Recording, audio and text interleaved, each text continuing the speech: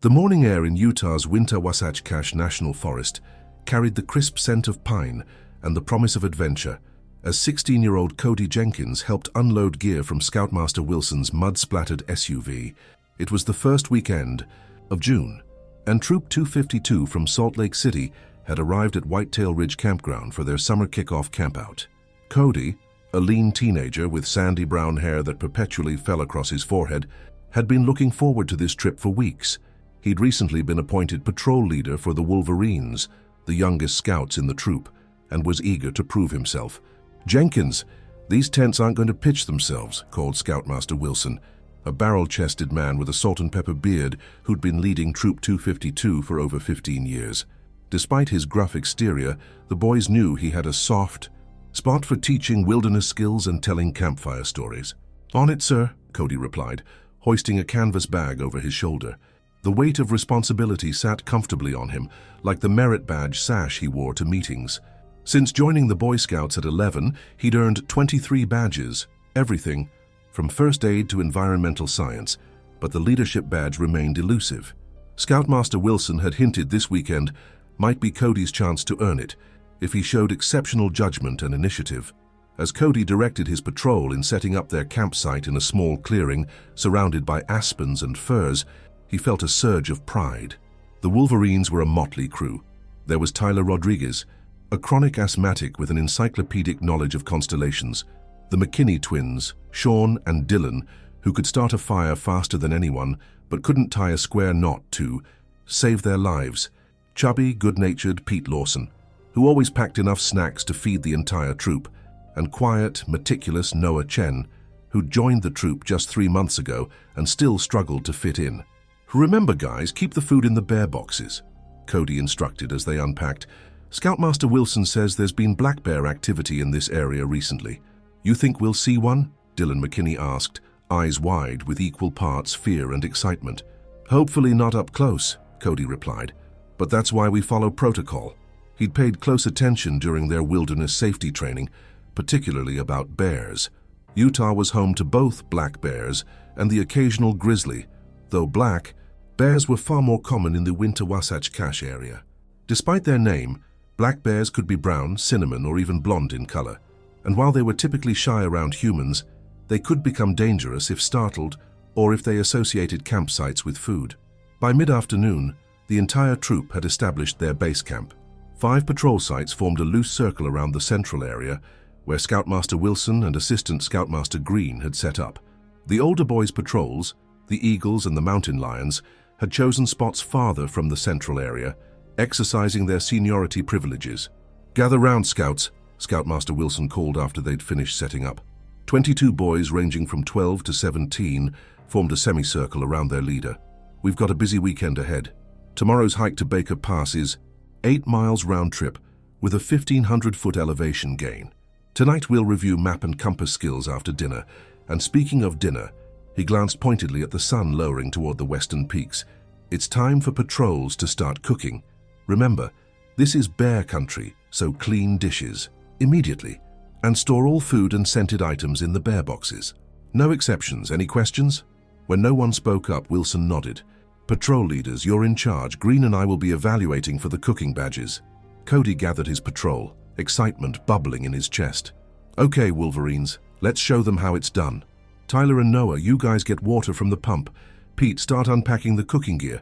Sean and Dylan, let's get the camp stove set up." As the boys dispersed to their tasks, Cody felt a tap on his shoulder. It was Scoutmaster Wilson. "Jenkins, a word?" The Scoutmaster led him a few paces away from the others. "How are you feeling about your first camp out as patrol leader?" Cody straightened his posture. "Good, sir. I've been reviewing the manual and I think we're prepared." Wilson nodded, his expression serious. "Leadership isn't just about following manuals, Jenkins. It's about judgment in unexpected situations." He gestured toward the surrounding forest. "These woods can be unpredictable. The ranger station reported a young male black bear has been spotted in the area 3 times this month. He's not tagged, so they haven't been tracking him, but he's estimated to be about 2 years old, probably recently separated from his mother." Cody felt his throat tighten. "That's when they're most unpredictable, right? When they're young and learning to fend for themselves?" Wilson nodded approvingly. You've been paying attention. Yes, and this particular bear has already shown some concerning behavior. Got into some unattended coolers at a day-use area last week. Hasn't shown aggression toward people, but he's losing his natural fear of humans. Should we be concerned? Cody asked, glancing back at his patrol where the McKinney twins were arguing over the proper way to connect the propane to the camp stove. Just be vigilant. Make sure your boys follow the protocols we've discussed. No food in tents. Clean up. Thoroughly after meals, use the bear boxes. Wilson's weathered face creased into a slight smile. This could be a good opportunity to demonstrate that leadership we've been talking about. Yes, sir, Cody replied, straightening his shoulders again. The evening progressed smoothly. The Wolverines prepared a surprisingly edible meal of foil packet, hamburgers and potatoes, followed by s'mores around the central campfire. Scoutmaster Wilson led them through compass exercises, and Assistant Scoutmaster Green, a former history teacher with a passion for the Mountain Men era, regaled them with tales of Mountain Man Hugh Glass's survival after a grizzly attack in the early 1800s. Glass crawled over 200 miles with a broken leg and festering wounds, Green explained, his voice dropping dramatically as the firelight cast long shadows across his face. The bear had ripped his back open so severely that his ribs were exposed. Several of the younger scouts shifted uncomfortably, and Cody noticed Noah's face had gone pale. But that was a grizzly, Cody interjected, trying to ease the tension. Black bears aren't usually as aggressive, right? Green nodded. Generally speaking, black bears are more likely to retreat than attack. But any wild animal can be dangerous if it feels threatened or if it's become habituated to human food. That's why we're so strict about proper food storage and campsite cleanliness. As the fire died down and the stars emerged in brilliant clarity, above the mountains the scouts retired to their tents. Cody made one final round of his patrol site, checking that all food was properly stored and trash had been packed away in the metal bear box positioned 50 yards from their tents. All good, Wolverines? He asked, shining his flashlight briefly into each tent. A chorus of sleepy affirmatives answered him. Satisfied, Cody crawled into his own tent, which he shared with Tyler. The younger boy was already in his sleeping bag, inhaler clutched in one hand as he stared up at the tent ceiling. You okay, Tyler? Cody asked, unrolling his sleeping bag. Just thinking about that bear Mr. Green was talking about, Tyler admitted. The one that attacked that mountain man. Cody smiled reassuringly. That was over 200 years ago, and it was a grizzly, not a black bear. Besides, we've done everything by the book. Our food is locked up and bears generally avoid humans. Yeah, I guess, Tyler murmured, but he didn't let go of his inhaler. Get some sleep, Cody said. We've got a long hike tomorrow. He clicked off his flashlight and settled into his sleeping bag, listening to the night sounds of the forest, the soft rustle of wind through pine needles, the occasional hoot of an owl, the distant yipping of coyotes. Despite his reassurances to Tyler, Scoutmaster Wilson's warning about the young black bear lingered in his mind as he drifted off to sleep. Something jolted Cody awake hours later. For a moment he lay disoriented in the darkness, unsure what had disturbed him. Then he heard it, a metallic clanging followed by a low, huffing sound. He fumbled for his flashlight and checked his watch. 2:17 a.m. Tyler, he whispered, nudging the sleeping form beside him. Wake up. Tyler groaned and rolled over. What is it? I don't know, but something's outside. Cody slipped out of his sleeping bag and pulled on his boots. Stay here. Heart pounding, he unzipped the tent just enough to peer out. The night was clear, moonlight casting the campsite in silvery light and deep shadow. At first he saw nothing unusual. Then movement caught his eye near the central area where they'd had dinner. A dark shape, much too large to be one of the scouts, was moving between the picnic tables. Even in the dim light, Cody could make out the distinctive humped shoulder and rounded ears of a black bear. It was pawing at something on the ground, probably scraps that someone had failed to clean properly. Cody's mouth went dry. The bear looked bigger than he'd expected, easily several hundred pounds, with a cinnamon-brown coat that appeared almost black in the moonlight. This had to be the young male Scoutmaster Wilson had mentioned. He quickly zipped the tent closed and turned to Tyler, who was now sitting up, eyes wide. Hit a bear? Tyler whispered, clutching his inhaler. Cody nodded. I need to alert Scoutmaster Wilson. Stay quiet and don't come out, okay? Tyler nodded.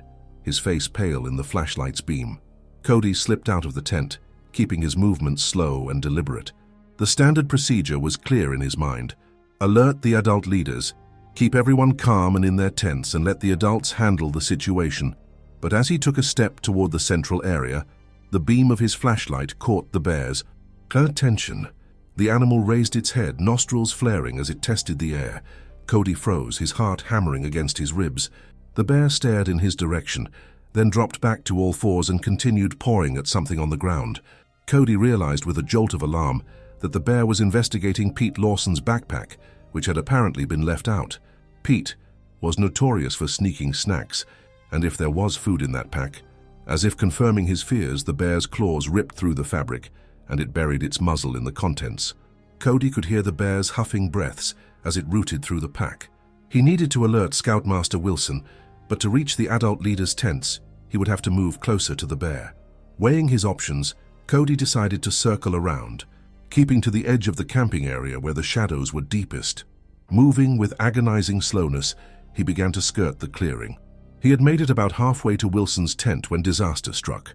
As he sidestepped a pine sapling, his foot came down on a fallen branch. The crack seemed to explode in the night silence. The bear's head jerked up and it rose to its hind legs, towering to what seemed an impossible height. Its eyes caught the moonlight, gleaming as it stared directly at Cody. Time seemed to freeze. Every wilderness safety lesson he'd ever had flashed through Cody's mind. Don't run. Make yourself. Look bigger. Talk calmly. Back away slowly. Hey, bear, he said, his voice cracking. It's okay, I'm just passing through. He raised his arms to appear larger, keeping his movements slow. The bear dropped to all fours and took a step in his direction, its massive head swinging from side to side as it tried to make sense of this human intruder. I'm backing away now, Cody continued, taking a careful step backward. Nothing to worry about. For a moment it seemed to be working. The bear hesitated as if uncertain, then a shout shattered the night. Cody, what's happening? It was Pete Lawson, his round face peering from his tent flap. The bear's head swiveled toward the new sound, and it took several quick steps in that direction. Pete, get back in your tent, Cody called, his calm facade cracking. There's a bear. Pete's eyes widened, and he disappeared inside his tent with a yelp, but the damage was done. The commotion had disturbed the other scouts, and Cody could hear voices rising from various tents around the clearing. The bear, now agitated by the increasing noise, paced back and forth, huffing loudly. It was directly between Pete's tent and the rest of the campsite, and Cody realized with growing horror that it was cutting off his patrol members from safety. He needed to draw the bear's attention away from the younger scouts. Remembering what he'd learned about black bears, that they could be scared off by loud noises and the appearance of a threat, Cody made a split-second decision. Hey, he shouted, waving his arms. Bear, over here! The animal turned towards E, him huffing and popping its jaws, warning signs of agitation. It was a risky strategy, but it was working. The bear's attention was now focused on him instead of the tents containing his patrol members. Looking around frantically, Cody spotted the cooking gear they'd left out to dry on a nearby picnic table. If he could reach it, he could make noise to scare the bear away, but to get there he'd have to move closer to the animal. Taking a deep breath, Cody began edging toward the table, keeping his movements slow and his eyes on the bear. It's okay. Bear, he said, trying to keep his voice steady. Just passing through. The bear watched him, swinging its head from side to side, clearly agitated but not yet charging. Cody reached the edge of the table and, keeping his eyes on the bear, felt behind him for the largest pot they'd used for dinner. His fingers closed around the metal handle just as a bright light suddenly swept across the clearing. Jenkins, don't move. It was Scoutmaster Wilson's voice, sharp with authority. The Scoutmaster emerged from the shadows, a powerful flashlight in one hand and what looked like a canister of bear spray in the other. Assistant Scoutmaster Green was right behind him, similarly armed. Back away slowly, Jenkins, Wilson commanded. Green, get the boys into the central area. Green began moving from tent to tent, quietly instructing the scouts to move to the central clearing where they would be easier to protect. Cody remained frozen, the pot clutched in his hand as the bear turned toward the new arrivals. When I say go, make as much noise as you can, Wilson murmured to Cody as he drew closer. We need to drive it away from camp. Cody nodded, tightening his grip on the pot. "Now!" Wilson shouted, suddenly advancing toward the bear with his arms raised, the flashlight beam directed at the animal's face. Green joined him, the two men presenting a united front. Cody banged the pot against the metal table as hard as he could, creating a deafening clatter that echoed through the clearing. Other scouts, now gathered in the central area, caught on and began shouting and clapping. The bear, confronted by the sudden cacophony and the advancing humans, huffed loudly, took a few uncertain steps backward, then turned and lumbered off into the darkness of the forest. For several tense minutes, the scouts and leaders maintained the noise until they were certain the bear had truly departed. Then, gradually, silence fell over the camp. "Everyone okay?" Wilson called out, sweeping his flashlight over the gathered scouts.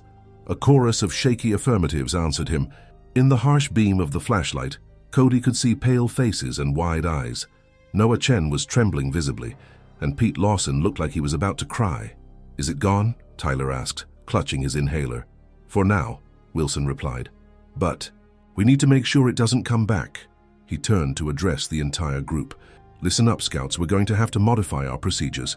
From now on, no one, and I mean no one, leaves their tent at night without alerting an adult leader.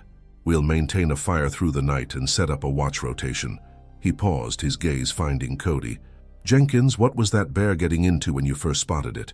All eyes turned to Cody.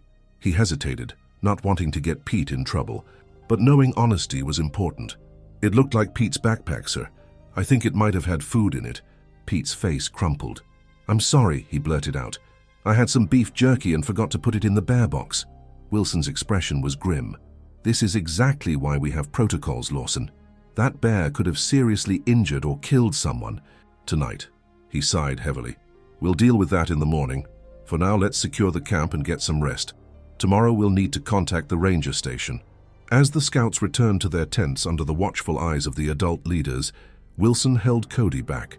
"Quick thinking with the pots, Jenkins," he said quietly. "But you took a serious risk approaching that bear alone."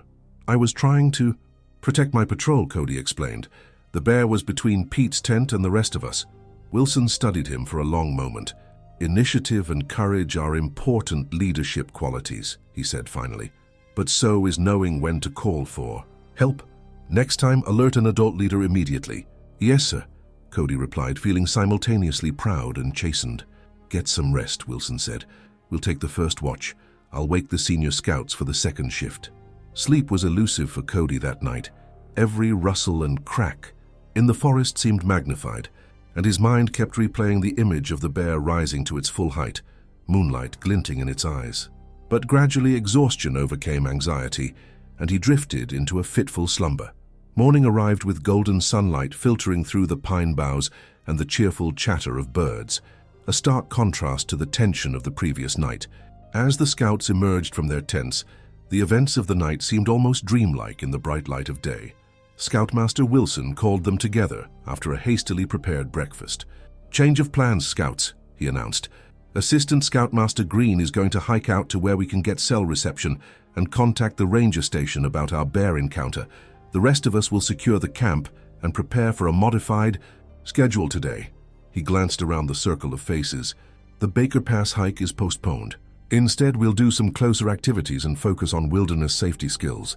His gaze landed on Pete Lawson, who was staring at his boots, including proper food storage in bear country. As the scouts dispersed to their assigned tasks, Cody approached Scoutmaster Wilson. "Sir, I'd like to volunteer to go with Mr. Green to contact the rangers," he said. "I saw the bear up close and can describe it." Wilson considered this. "Good point, Jenkins. Green, what do you think?" The assistant scoutmaster nodded. An extra set of eyes on the trail wouldn't hurt, and Cody's report would be helpful for the rangers. And so 30 minutes later, Cody found himself hiking alongside Green on a narrow trail that wound through dense forest toward the main road. They moved at a brisk pace, both scanning the surroundings continuously for any sign of wildlife. "You handled yourself well last night," Green commented as they crested a small rise. "Not many 16-year-olds would keep their heads like that with a bear in camp." Cody felt a flush of pride. "I was scared," he admitted, "but I kept remembering what you and Scoutmaster Wilson taught us about wilderness safety." Green smiled. "Being scared is natural. Courage isn't about not feeling fear, it's about acting despite it. They hiked in companionable silence for a while before Green spoke again. "That bear concerns me," he said. "A young male that's already comfortable approaching humans for food is a recipe for trouble. What will the rangers do?" Cody asked. Green shrugged. "Depends. They might increase patrols in the area, post warning signs, temporarily close some campgrounds. If they can identify and locate the bear, they might try to trap and relocate it. In a worst-case scenario, if it's deemed too habituated to humans or aggressive, they might have to euthanize it." Cody frowned. "That seems unfair. It's just following its instincts." "True," Green acknowledged. "But a bear that associates humans with food is a dangerous bear. Once they lose their natural wariness, conflicts become almost inevitable." He glanced sideways at Cody. "That's why we're so strict about proper food storage. One person's carelessness can lead to a bear's death." The weight of those words settled heavily on Cody as they continued their hike. After about 2 miles, they reached a clearing near the forest access road where Green's phone showed a single bar of reception. "This should do," Green said, dialing the number for the ranger station.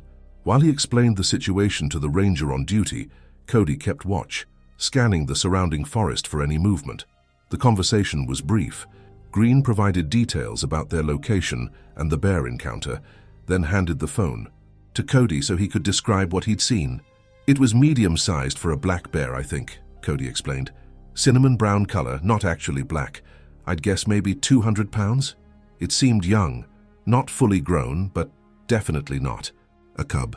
The ranger asked several specific questions about the bear's behavior, which Cody answered as accurately as he could. When the call ended, Green slipped the phone back into his pocket. "They're sending a ranger out to our campsite," he informed. "Cody, should be there in about 2 hours. They want to inspect the area and interview everyone who saw the bear." He started back down the trail toward camp. "They're particularly concerned because this sounds like the same bear that's been causing problems at other sites in the area." As they hiked back to camp, Cody found himself torn between excitement over the adventure they were having and concern about the bear's fate. He couldn't help feeling that Pete's carelessness with the food might have serious consequences for the animal. When they arrived back at camp, they found the area transformed. Under Scoutmaster Wilson's direction, the E-Agent scouts had reorganized the site with safety in mind. Tents had been moved closer together, away from the forest edge. A large fire burned in the central fire pit despite the morning warmth, and the older scouts were constructing what looked like a makeshift alarm system using pots, pans, and string. Around the perimeter of the camp, "The rangers are sending someone out," Green reported to Wilson as the scouts gathered around. "Should be here in a couple of hours." Wilson nodded. "Good. In the meantime, we're turning this into a learning opportunity." He gestured to the various projects underway around the camp. "The Eagles are setting up a perimeter alarm system. The Mountain Lions are constructing a proper pulley system for hanging food bags, a useful backup to the bear boxes. And the Wolverines," he looked pointedly at Cody, "will be leading a workshop on proper food handling in bear country, since they had first-hand experience with what happens when protocols aren't followed." Pete Lawson looked miserable, but Cody placed a reassuring hand on his shoulder. "We all make mistakes," he said quietly. "The important thing is to learn from them." For the next 2 hours, the Wolverine Patrol, under Cody's direction, demonstrated proper food storage techniques to the younger scouts. They explained why scented items like toothpaste and deodorant needed to be stored with food, how to properly clean dishes to remove all food odors, and the importance of changing clothes if food was spilled on them. Pete, eager to make amends for his mistake, threw himself into the demonstrations with unexpected enthusiasm.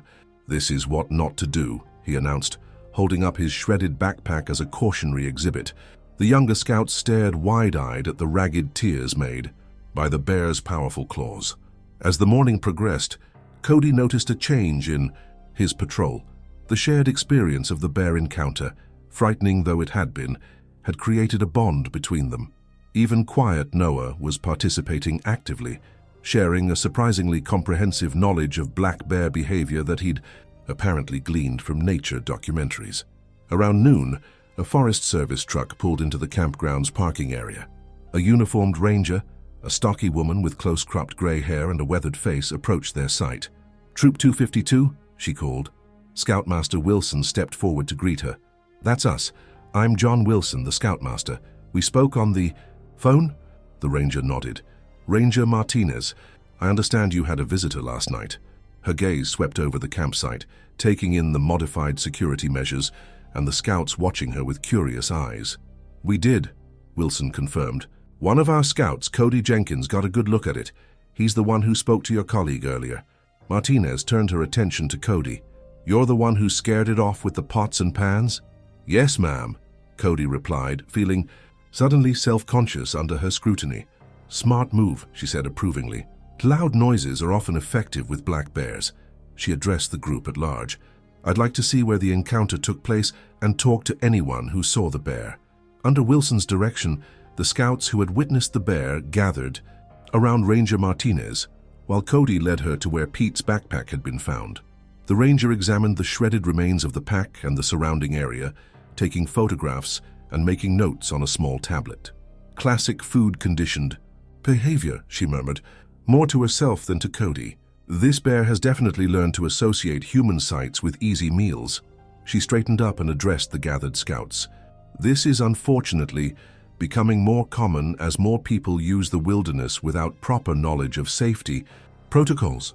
She spent the next half hour interviewing each scout who had seen the bear, paying particular attention to Cody's account since he'd had the closest encounter. When she had finished gathering information, she rejoined Scoutmaster Wilson and the rest of the troop. "Based on your descriptions and other recent reports, we believe this is a young male black bear that was first spotted in the area this spring," Martinez explained. "He's approximately 2 years old, which means he recently left his mother and is establishing his own territory." She glanced around at the attentive faces of the scouts. "This is a natural process, but it's a vulnerable time for young bears.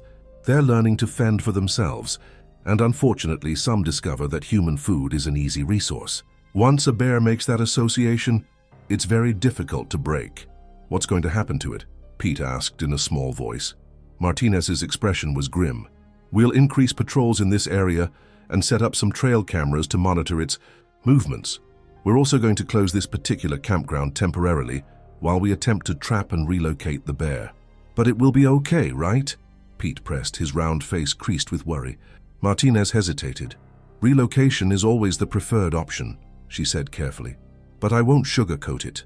Bears that have become food-conditioned often find their way back to populated areas or continue the behavior in their new location. If that happens repeatedly, or if a bear shows aggressive behavior toward humans, sometimes more permanent measures are necessary." The implications of her words weren't lost on the scouts. A heavy silence fell over the group. "This is why proper food storage is so critical in bear country," Martinez continued, her tone softening slightly. "It's not just for your safety, it's for the bear's survival too. A fed bear is a dead bear, as we say in the service." Pete looked like he might cry. "I didn't mean to hurt it," he whispered. Martinez regarded him with a mixture of sympathy and sternness. "Intentions don't matter much to wildlife. Actions do. One careless mistake can have serious consequences for both humans and animals." "Scoutmaster." Wilson stepped in. "We've been using this as a teaching moment," he said. "I think the lesson has been thoroughly learned." Martinez nodded. "Good. Education is key to preventing these situations." She turned back to address the entire troop. "I'm going to recommend that you relocate to another campground for the remainder of your trip. There's a site about 5 miles east of here that should be available. It's a more developed area with metal food lockers at each site and less recent bear activity." Wilson considered this. "That seems prudent. We can break camp after lunch and move to the new location. I'll call ahead to make sure they're expecting you," Martinez offered. "In the meantime, maintain your current precautions. Keep food secured, stay in groups, and make noise when moving around the camp." As the ranger prepared to leave, she paused beside Cody. "You showed good judgment last night," she said quietly. "Not everyone would have kept their cool in that situation." Cody felt a flush of pride. "Thank you, ma'am. Just don't make a habit of facing down bears," she added with a wry smile. "Next time it might not be so accommodating." After Ranger Martinez departed, Scoutmaster Wilson gathered the troop. "You heard the ranger," he said. "We'll relocate after lunch. Patrol leaders, get your scouts organized and ready to break camp efficiently." The next few hours were a flurry of activity as the troop dismantled their camp, packed their gear and prepared to move to the new site. Through it all, Cody kept his Wolverines focused and organized, directing their efforts with a newfound confidence. By mid-afternoon, they had established themselves at the new campground, a more developed area with concrete. And make sure you never make the same mistake again. Pete nodded glumly. I won't, sir, I promise. Wilson clapped him on the shoulder. Good man. He looked around at the gathered scouts. You know, there's a silver lining to all this. You boys have had a wilderness experience that most never will. You've seen firsthand why the safety protocols we teach aren't just arbitrary rules. They're based on real risks and consequences. And some of you, he continued, his gaze settling on Cody, showed remarkable courage and leadership in a crisis situation. A murmur of agreement ran through the group, and several of the Wolverines nudged Cody appreciatively. After dinner, as the scouts prepared for bed, Wilson took Cody aside. I've been thinking about what happened last night, the scoutmaster said. You took initiative in a dangerous situation and potentially prevented injuries to your patrol members. Cody felt a swell of pride. I was just trying to protect my guys, he said. Wilson nodded. That's what leadership is all about. Putting others before yourself. He reached into his pocket and pulled out a small patch. I think you've earned this. Cody stared at the leadership merit badge in Wilson's palm, its embroidered design gleaming in the firelight. Really?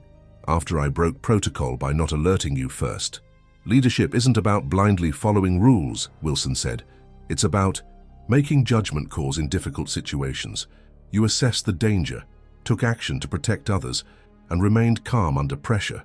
Those are the qualities of a leader. He pressed the badge into Cody's hand. You've earned it.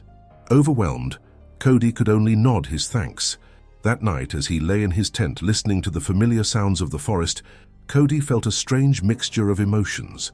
Pride in earning the leadership badge, concern for the bear's fate, and a lingering uneasiness about how quickly the peaceful camping trip had turned dangerous. He drifted off to sleep, with the badge clutched in his hand, a tangible symbol of the lessons he'd learned.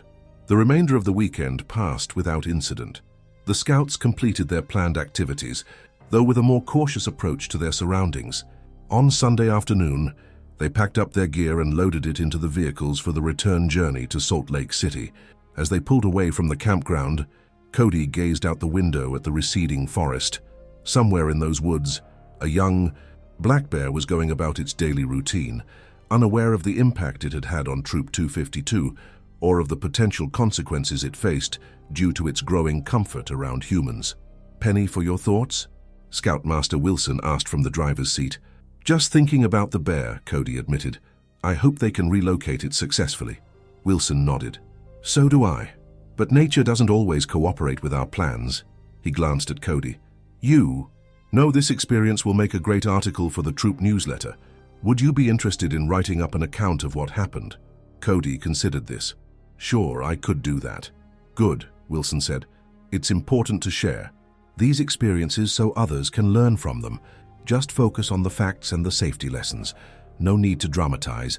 The situation was dramatic enough on its own. When Cody returned home that evening, his parents were eager to hear about the camping trip. Seated at the kitchen table over a welcome-home dinner of his mother's lasagna, he recounted the events of the weekend, including the bear encounter and his earning of the Leadership Merit Badge. A bear? His mother's face paled. Were you in danger? Why didn't the Scoutmaster call us? It was under control, Mom, Cody assured her, downplaying the risk. Black bears usually run away from humans, and Scoutmaster Wilson and Mr. Green handled it perfectly. His father, a former scout himself, seemed more impressed than alarmed. Sounds like you kept your head in a tough situation, son. That's something to be proud of. The Scoutmaster said I should write about it for the troop newsletter, Cody mentioned, as he helped clear the dishes after dinner. That's a great idea, his father enthused. It'll be good practice for your writing skills, and it's a story worth sharing. Later that evening, sitting at his desk with his laptop open, Cody began drafting the article. He stared at the blank document for several minutes, unsure how to begin. How did you distill such an intense experience into a few paragraphs for a newsletter? Finally, he started typing, Bear Encounter Tests Troop 252's Wilderness Skills. During our recent camping trip to Whitetail Ridge in the Uinta Wasatch Cache National Forest, Troop 252 had an unexpected visitor. In the early hours of Saturday morning, a young black bear entered our campsite, attracted by food that had accidentally been left unsecured. Cody paused, considering how to describe his own role without sounding boastful. After several attempts, he settled on a straightforward account that emphasized the teamwork involved and the importance of proper wilderness safety protocols. He concluded the article with, "This experience served as a powerful reminder of why the wilderness safety skills we learn in Scouts are so important. Proper food storage isn't just about protecting our snacks, it's about safety for both humans and wildlife." As Ranger Martinez told us, a fed bear is a dead bear. It's a lesson our troop won't soon forget. Satisfied with his draft, Cody emailed it to Scoutmaster Wilson for review. Then, exhausted from the weekend's adventures, he fell into a deep sleep. The following week, life returned to its normal rhythm. School, homework, scout meetings, and baseball practice filled Cody's days. The bear encounter began to take on a dreamlike quality in his memory, though occasionally he would catch himself scanning the tree line when his family took their evening walks in the foothills near their home. At the Wednesday scout meeting, Scoutmaster Wilson praised Troop 252 for their handling of the bear situation and used it as an opportunity to refresh everyone's knowledge of wilderness safety protocols. Cody's article, with only minor edits, was slated for the upcoming newsletter. As the meeting was breaking up, Wilson approached Cody. "I spoke with Ranger Martinez yesterday," he said. "They've set up trail cameras and a trap at Whitetail Ridge." "Have they caught the bear yet?" Cody asked, a mixture of hope and apprehension in his voice. Wilson shook his head. "Not yet, but they've gotten some images of it on the cameras. It's definitely the same one that visited our camp."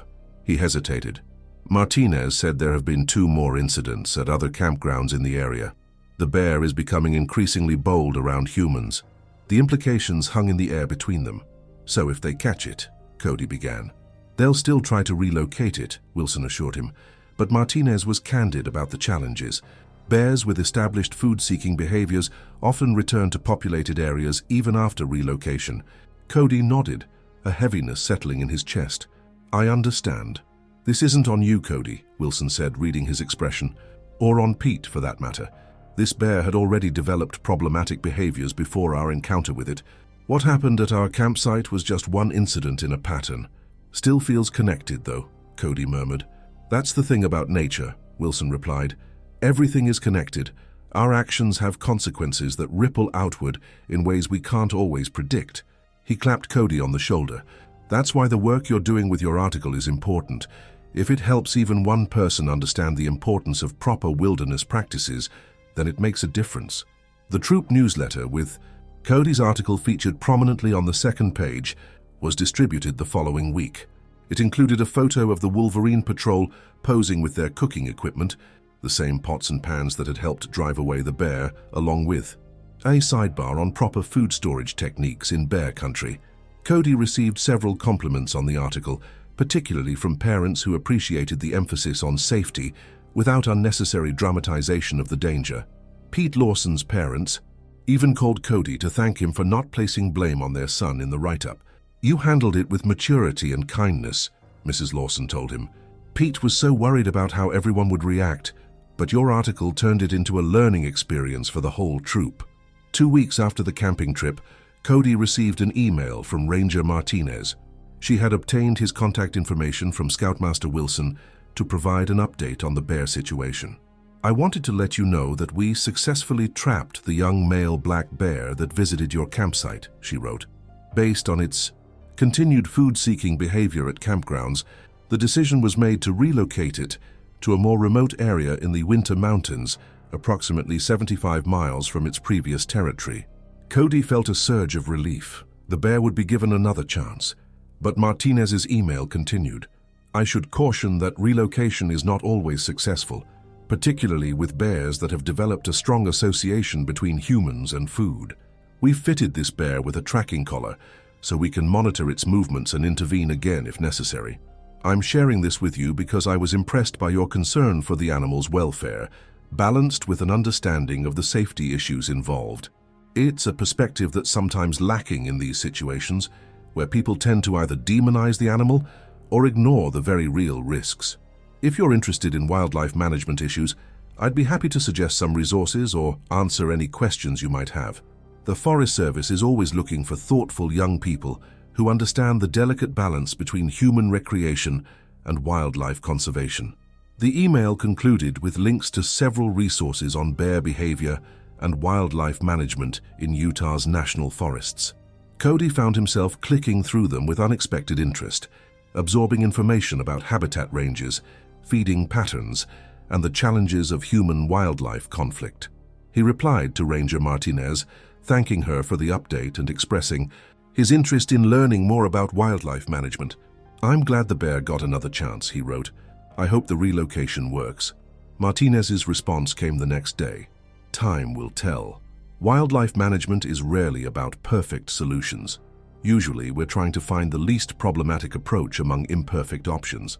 But your concern for finding that balance gives me hope for the future of our wilderness areas." At the next scout meeting, Cody shared the news about the bear's relocation with the troop. Pete Lawson, in particular, seemed relieved, the burden of guilt visibly lifting from his shoulders. "So it's going to be okay?" he asked hopefully. "Ranger Martinez says they're going to track it and make sure it stays away from developed areas," Cody explained, choosing his words carefully. "They're giving it the best chance they can." As summer progressed, Cody found himself thinking about the bear less frequently, though he continued to check the Utah Division of Wildlife Resources website occasionally for updates on bear activity in the state's forests. He never saw any specific mention of their bear, but he liked to imagine it adapting to its new territory, finding natural food sources, and regaining its natural wariness of humans. In August, the troop embarked on another camping trip, this time to a different area of the Uinta-Wasatch Cache National Forest. As they set up camp, Cody couldn't help but notice the heightened awareness among all the scouts regarding proper food storage and campsite cleanliness. The bear incident, as it had come to be known in troop lore, had left its mark on all of them. On the final night of the trip, as they gathered around the campfire, Scoutmaster Wilson held up a copy of the Regional Boy Scout Council newsletter. "Our troop got a mention," he announced, opening to a page near the center. They picked up Cody's article about our bear encounter and expanded it into a feature on wilderness safety. The scouts crowded around to see. Sure enough, there was Cody's name in print, along with quotes from his original article integrated into a larger piece about proper food storage and wildlife encounters in scout camping. "They're distributing it to all the troops in the region," Wilson added. "Your experience is going to help a lot of other scouts stay safe, boys." There was a round of applause, and Cody felt a flush of pride. What had been a frightening encounter had been transformed into a valuable lesson for scouts beyond their own troop. As the campfire burned low and the scouts began heading to their tents, Wilson approached. "Cody, I've got some news," he said quietly. "Ranger Martinez contacted me yesterday. They've been tracking that bear we encountered." Cody felt a tightness in his chest. "Is it okay?" Wilson's expression was difficult to read in the firelight. It traveled about 20 miles from where they released it, then established a new territory in a less developed area. It's been avoiding human habitation so far, which is a good sign. "That's great news," Cody said, feeling a weight lift that he hadn't realized he'd been carrying. "It is," Wilson agreed, "but Martinez warned that the real test will come in the fall, when natural food sources become scarcer and the bear needs to fatten up for winter. That's when relocated bears often return to human areas if they've developed those associations. So we still don't know for sure if it'll be okay," Cody mused. "Nature doesn't offer guarantees," Wilson replied. "But every day it stays in its new territory and finds natural food is another day of breaking that human food association." Martinez is cautiously optimistic. As he settled into his sleeping bag that night, Cody found himself thinking about the connections between actions and consequences. Pete's forgotten beef jerky, his own decision to confront the bear with noise, the Ranger Service's efforts to relocate the animal. The ripple effects continued outward, touching other troops through the council newsletter, potentially preventing similar incidents in the future. In the morning, as they broke camp for the final time that summer, Cody paused to look out at the surrounding forest. Somewhere in these mountains, a young black bear was going about its day, climbing trees, foraging for berries, perhaps fishing in a mountain stream. Their paths had crossed briefly, changing both their trajectories in ways neither could fully comprehend. As summer gave way to fall and school resumed, The bear incident gradually faded from immediate conversation in Troop 252, though it remained part of their shared history. Cody continued with his scouting activities, applying the leadership lessons he'd learned during that fateful camping trip to new challenges and responsibilities. In October, as the first snow dusted the peaks of the Wasatch Range, Cody received a final email from Ranger Martinez. "I wanted to provide one last update on your bear," she wrote. "As winter approaches, we've been monitoring its movements closely. I'm pleased to report that it has maintained its new territory and shows no signs of returning to developed areas. It appears to have found adequate natural food sources and is likely preparing for hibernation now.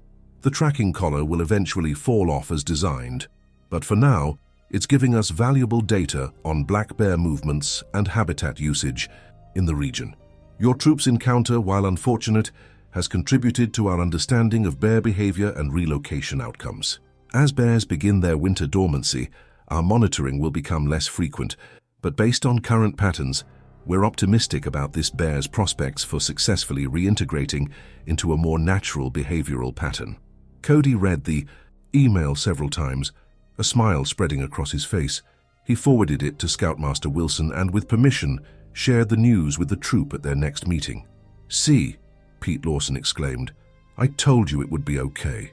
"It was lucky," Cody pointed out. "Ranger Martinez said relocations often don't work out this well." "Still," Pete insisted, "it's a happy ending, right?" Cody considered this.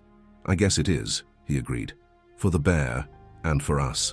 As winter settled over Utah and the mountains, disappeared under a blanket of snow, Cody occasionally found himself wondering about the bear, now presumably hibernating in some remote den. Would it remember its encounter with humans when it emerged in the spring? Or would those associations fade as it established a new pattern of life in its remote territory? There was no way to know for certain.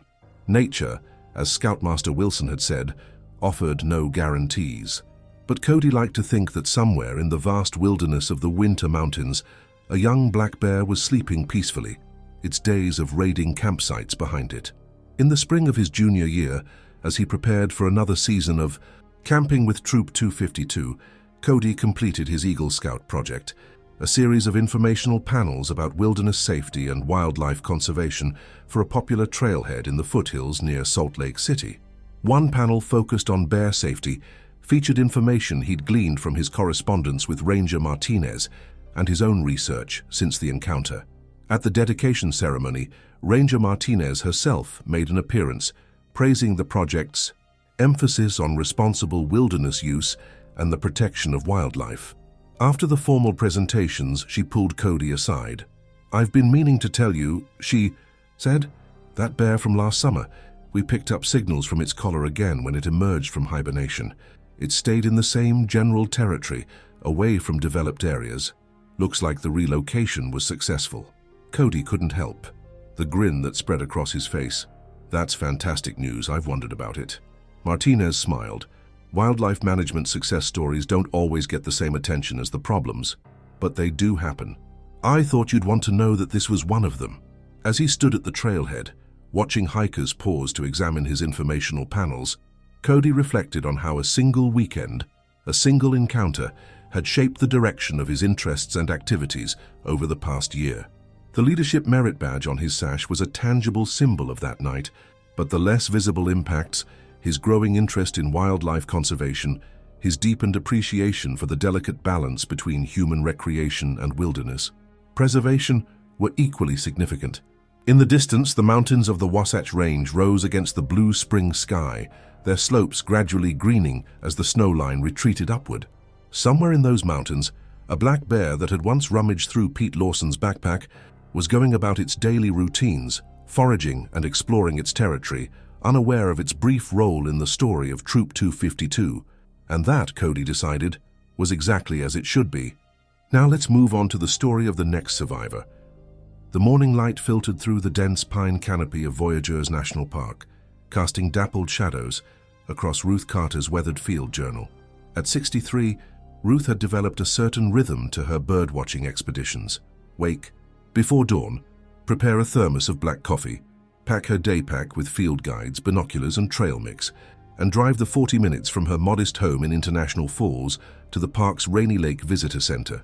This morning in early June was no different, except perhaps for the unusual stillness in the air, a heaviness that seemed to press against her skin as she stepped out of her 2008 Honda CR-V. "Going to be a scorcher today," Ruth murmured to herself, adjusting the brim of her well-worn Minnesota Twins baseball cap. She had long since abandoned vanity for practicality, her silver hair pulled back in a simple ponytail, her face bare of makeup but generously applied with SPF 50 sunscreen, her sturdy frame dressed in lightweight khaki pants and a long-sleeved button-up shirt despite the climbing temperature. 40 years of teaching high school biology had taught her that preparation was everything, especially when it came to the notoriously mercurial Minnesota weather and the equally unpredictable wildlife that called this borderland wilderness home. Ruth signed in at the visitor center, exchanging familiar nods with Randy Tomlinson, the longtime park ranger who had been stamping her annual pass for the past 15 years, ever since her husband Gerald had passed away from a sudden heart attack while mowing their lawn. Bird-watching had become Ruth's lifeline then, a reason to keep moving forward when grief threatened to swallow her whole. Gerald had been the birder originally, his collection of Sibley guides and hand-carved wooden warblers still occupying an entire bookshelf in their, now her, living room. "Morning, Ruth," Randy said, his voice carrying the gentle gruffness of someone who spent more time communing with nature than people. "Heading to your usual spot?" Ruth nodded, adjusting the binoculars hanging around her neck. "Hoping to catch sight of that black-backed woodpecker that's been eluding me. Mike Sorensen said he spotted one near Black Bay last week."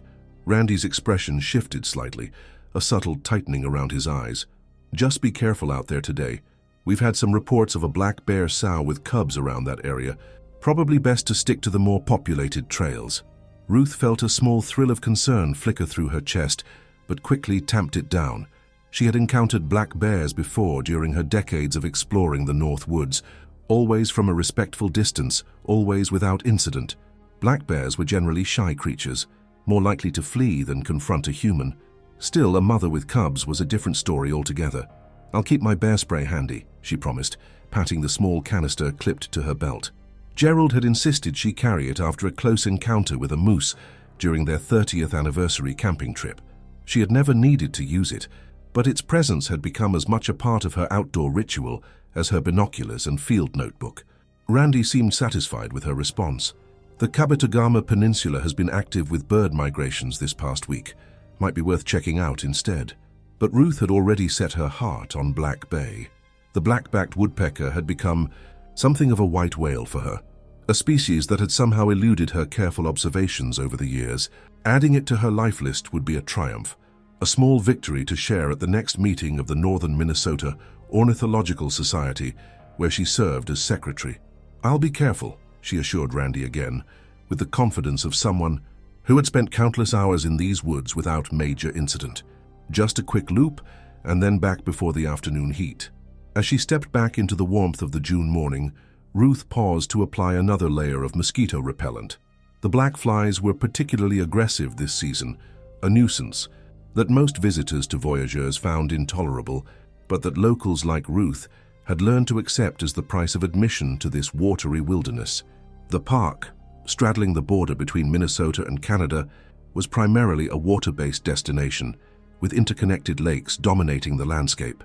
Ruth preferred the less-traveled inland trails, where the chances of spotting elusive bird species increased exponentially with every step away from the chattering tour boats and fishing enthusiasts. She checked her watch, 6:45 a.m., perfect timing to catch the morning activity of the park's avian residents. Ruth adjusted her day pack, feeling the reassuring weight of her field guides, first aid kit, extra water bottles, and the peanut butter sandwich she had prepared in the pre-dawn darkness of her kitchen. Prepared for a full day of patient observation, she set off down the trail toward Black Bay, her hiking boots crunching softly against the pine needle-strewn path.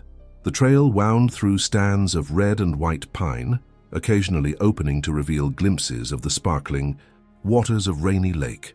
Ruth moved slowly, her experienced eyes scanning the canopy for movement, her ears attuned to the symphony of bird calls that punctuated the morning air.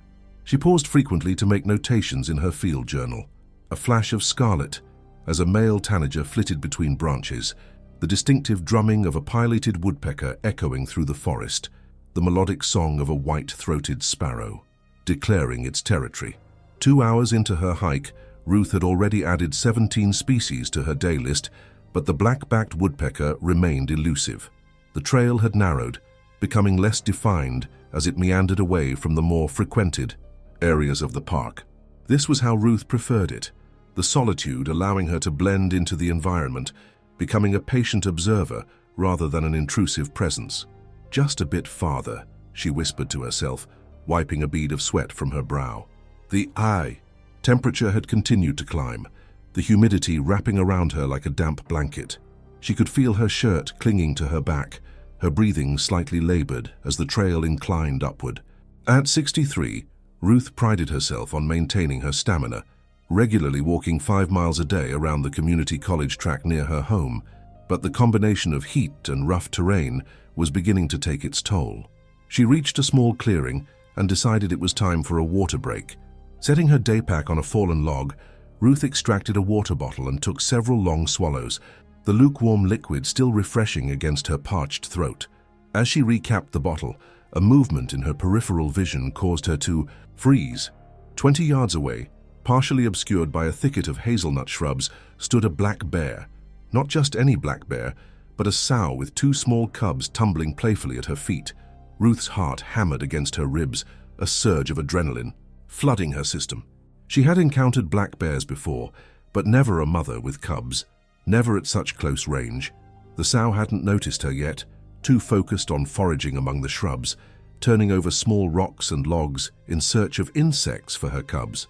Slowly, with deliberate movements that belied the panic fluttering in her chest, Ruth reached for the bear spray on her belt. The canister felt reassuringly solid in her palm as she silently rehearsed the proper deployment technique. Remove safety tab, aim slightly downward, prepare for blowback. The manufacturer claimed an effective range of 30 feet, but Ruth had no desire to test those limits. One of the cubs let out a small whimper, tumbling over its sibling in a clumsy somersault. The sound, barely audible to Ruth's straining ears, caused the sow to lift her head, her moist nostrils flaring as she tested the air. Ruth knew the protocol for bear encounters by heart. Speak calmly. Make yourself appear larger. Back away. Slowly, avoid direct eye contact. But knowing what to do and being able to execute those instructions when faced with 300 pounds of protective maternal instinct were entirely different matters. "Hey, bear," Ruth called out, her voice sounding unnaturally high and tight even to her own ears, just passing through, not looking for trouble. The sow's head swiveled in her direction, small eyes fixing on Ruth with an intelligence that sent a chill down her spine, despite the sweltering heat. The bear rose slightly on her hind legs, gaining another foot in height as she better assessed the potential threat to her cubs. Ruth took a small step backward, then another, maintaining a steady stream of calm conversation. "Beautiful day, isn't it? I'm just going to move along now. You take care of those little ones."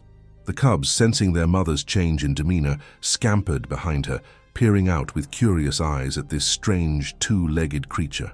Ruth continued her slow retreat, grateful that years of teaching had given her the ability to keep talking even when her mind was racing with fear. And then it happened. Her heel caught on an exposed root, sending her stumbling backward. She didn't fall, quickly regaining her balance, but the sudden movement triggered something primal in the sow. With a deep guttural sound that seemed to reverberate through the clearing, the bear dropped to all fours and took several purposeful steps forward, closing the distance between them with alarming speed. Ruth's training kicked in.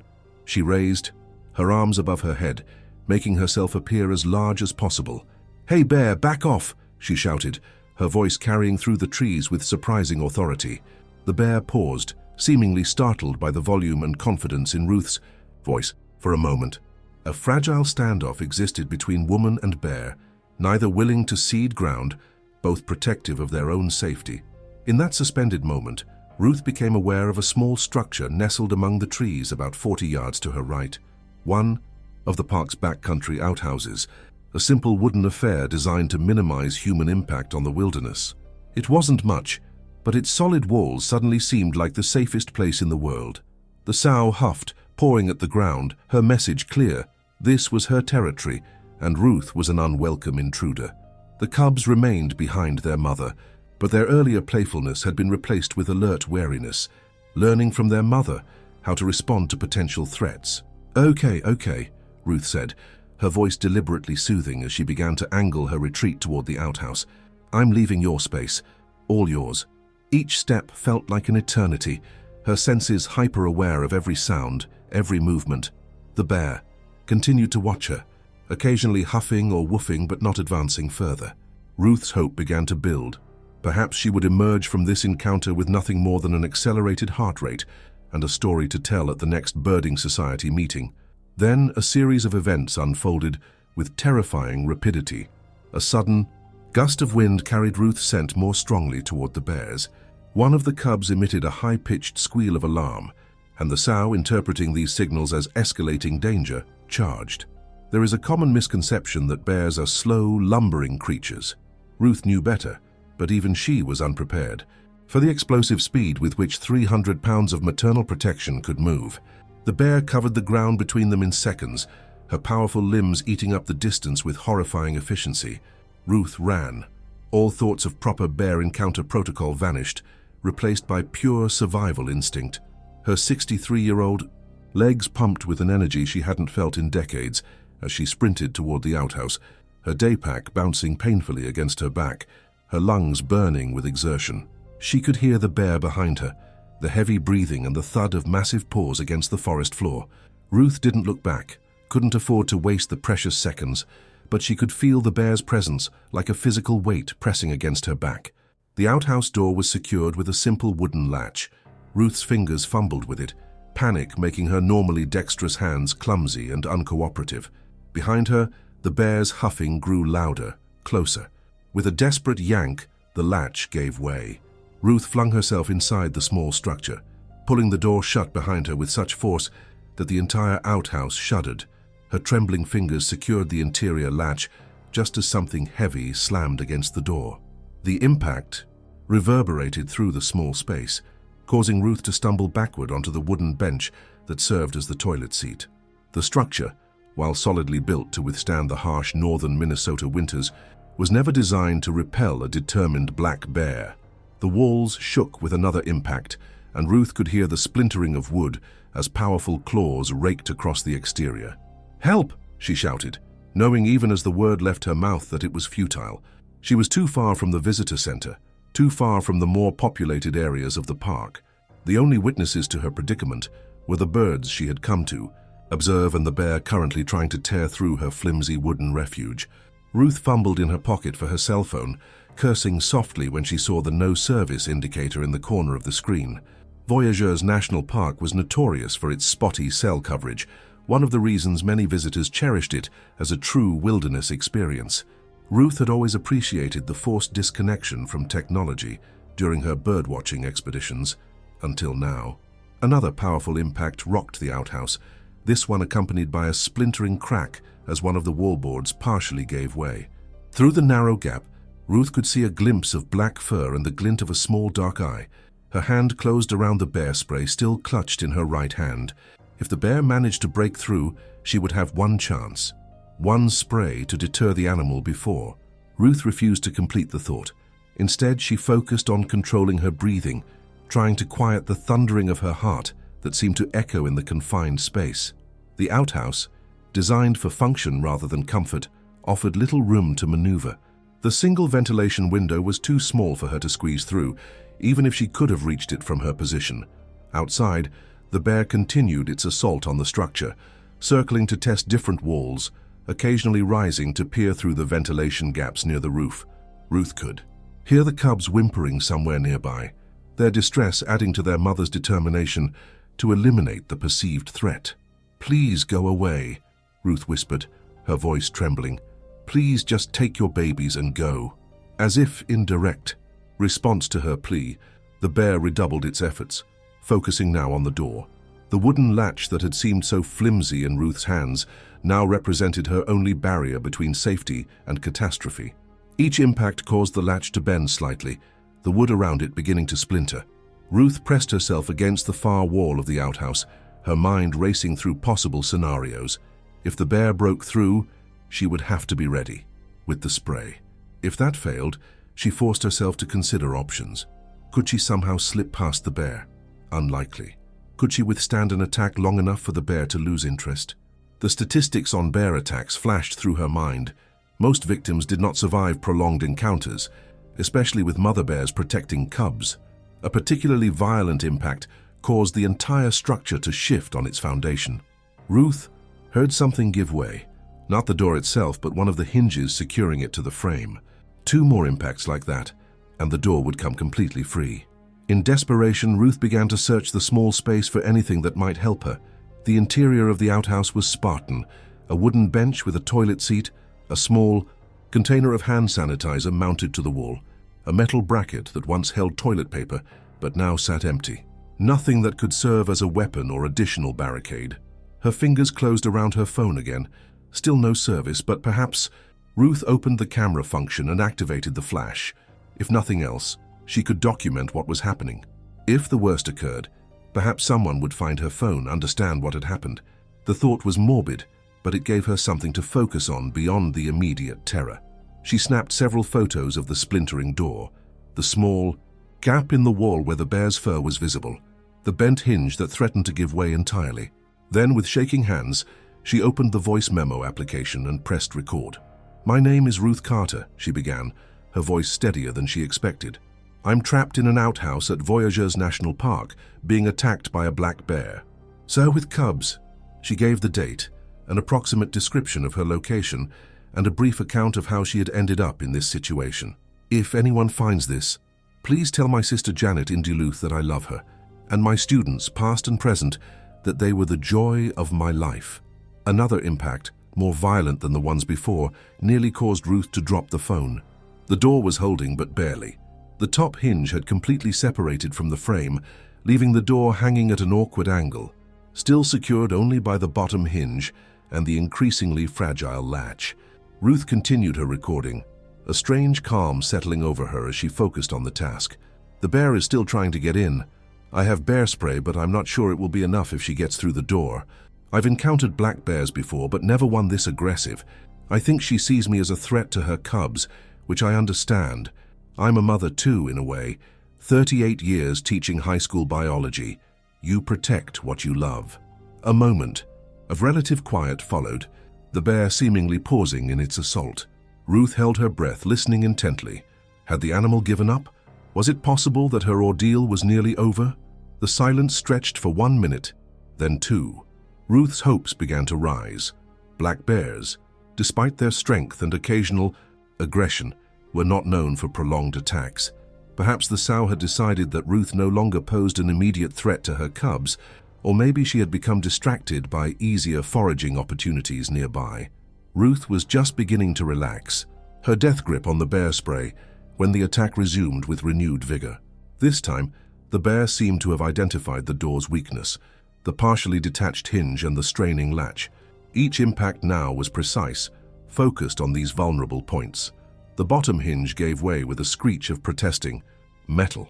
Now only the latch held the door in place, the wooden panel hanging precariously, ready to fall inward at the next substantial impact. Ruth raised the bear spray, removing the safety tab with her thumb, aiming it toward the gap where the door would fall.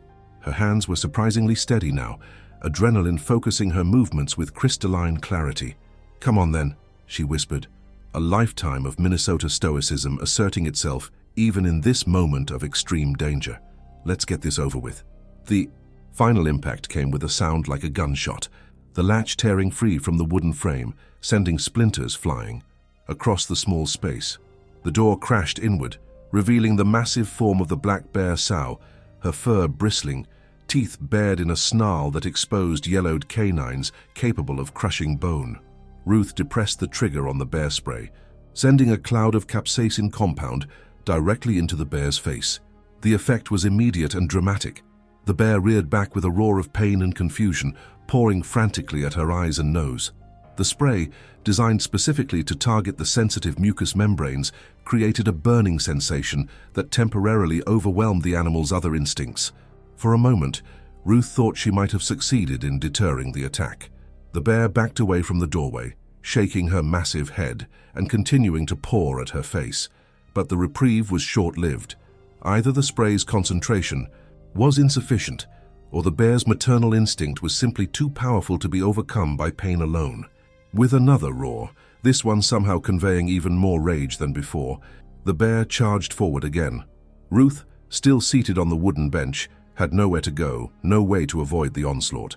She raised her arms instinctively to protect her face and throat, making herself as small a target as possible. The impact came like a freight train, 300 pounds of muscle and fury slamming into her torso, sending her crashing against the back wall of the outhouse. Pain exploded across Ruth's body as the bear's claws found purchase in her flesh, tearing through the lightweight fabric of her shirt and into the skin beneath. Ruth screamed, the sound tearing from her throat with primal intensity. She continued to struggle, pushing against the bear's chest with her feet, trying desperately to create enough space to escape the powerful jaws now snapping inches from her face. The confined space of the outhouse actually worked partially in Ruth's favor. The bear couldn't bring her full weight to bear, couldn't maneuver with the same deadly efficiency she might have in the open forest, but it also meant that Ruth had nowhere to retreat, no possibility of escape. In a desperate move born from decades-old self-defense training, Ruth jammed her forearm horizontally against the bear's throat, using her body weight to push upward and back.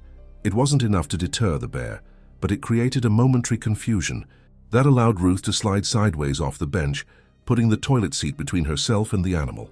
The bear's claws caught her again, raking across her back as she moved, tearing through skin and muscle with horrifying ease.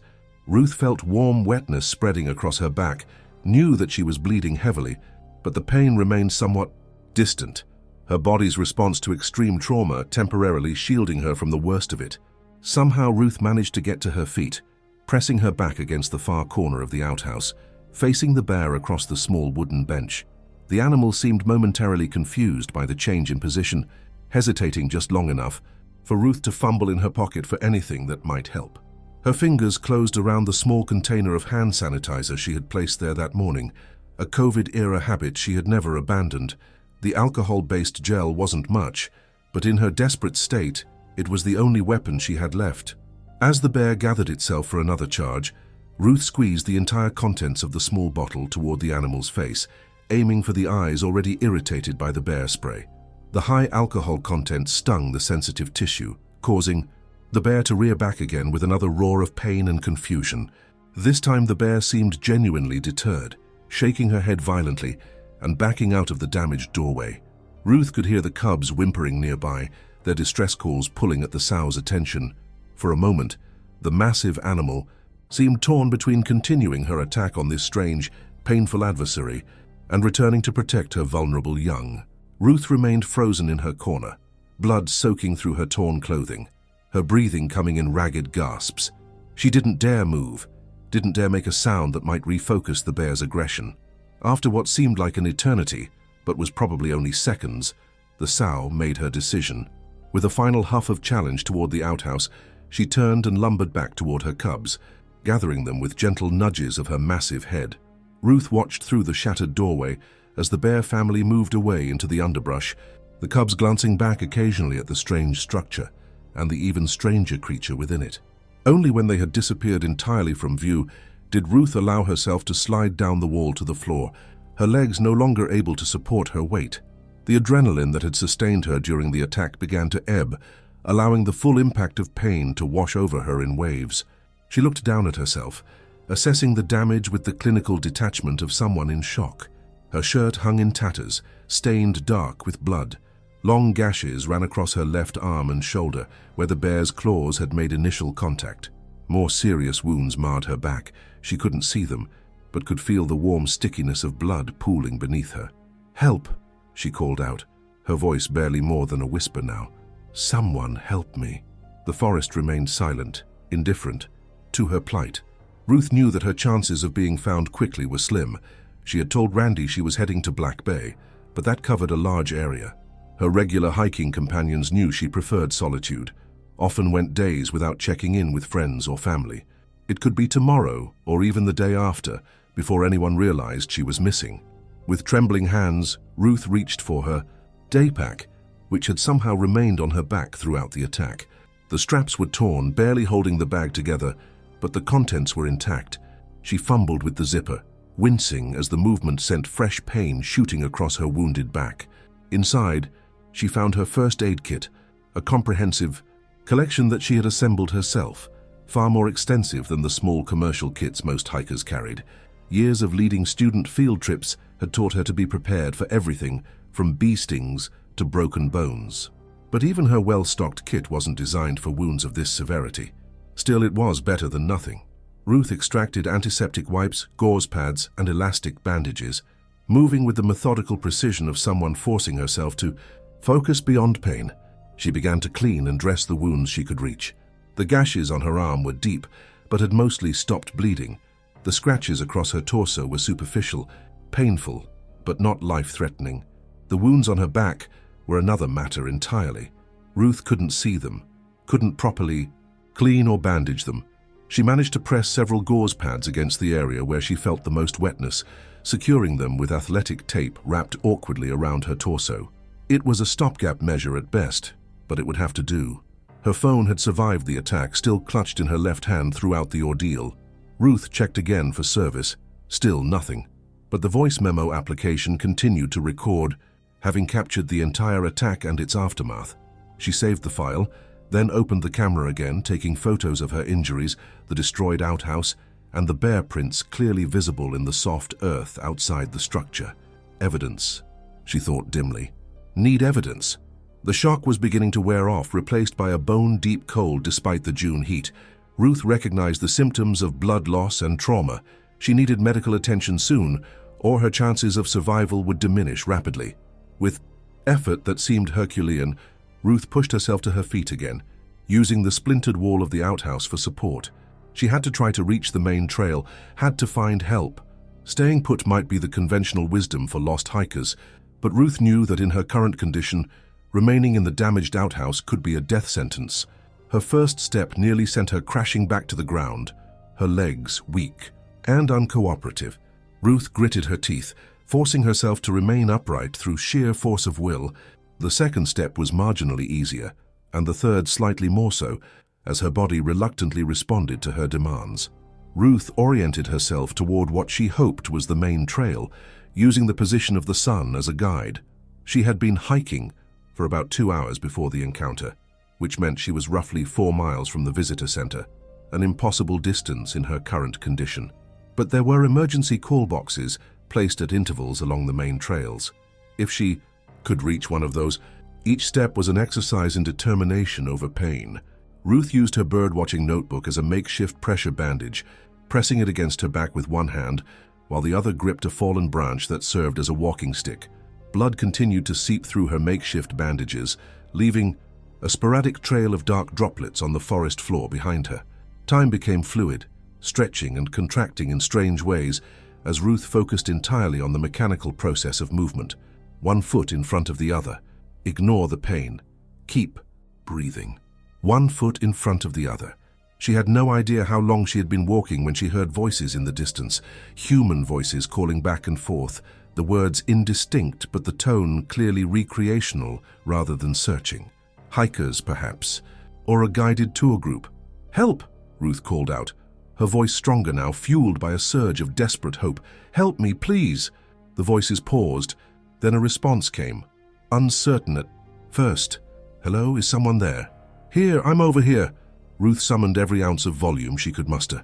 "Bear attack! I need help!" The words, "bear attack," had an immediate effect. Ruth could hear the voices conferring quickly, then the sound of movement through the underbrush, people coming toward her location with purposeful speed. They appeared as if from a dream, 3 figures wearing the green and gray uniforms of park staff, their expressions shifting from concern to alarm as they took in Ruth's blood-soaked appearance and obvious injuries. "Ma'am, try not to move," the first ranger said, a young woman with a dark braid and competent hands that immediately began assessing Ruth's condition. "I'm Ranger Martinez. These are Rangers Patel and Johnson. We're going to help you." Ruth felt her legs finally give way as relief flooded through her system. The Rangers caught her before she hit the ground, easing her onto a space blanket quickly, spread on the forest floor. "Black bear," Ruth managed to say, her voice faint but determined to communicate the essential information. So with 2 cubs, near the outhouse by Black Bay, she was protecting them, not her fault. Don't worry about that now, Ranger Patel said, already on his radio requesting emergency medical evacuation. Just stay with us, ma'am. Help is coming.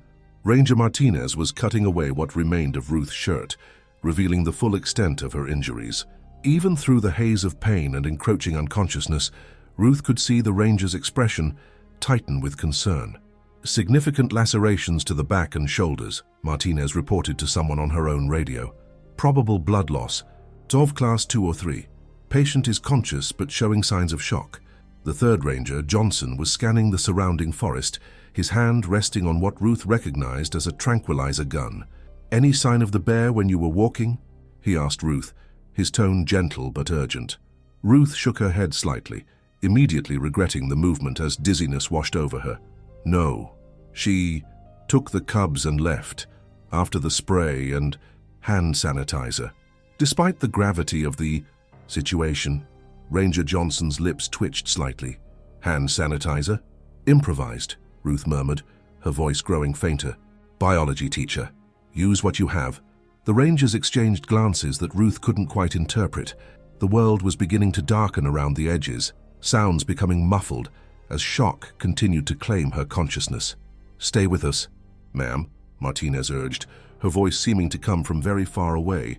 The helicopter is on its way, just a few more minutes. Ruth tried to respond, wanted to tell them about her voice recording, her photos, the evidence she had gathered even in the midst of terror and pain, but the words wouldn't form, her thoughts scattering like startled birds taking flight.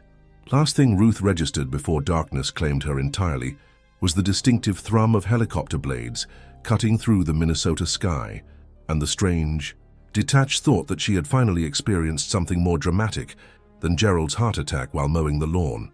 The rhythmic beeping of medical monitors pulled Ruth gradually back to consciousness.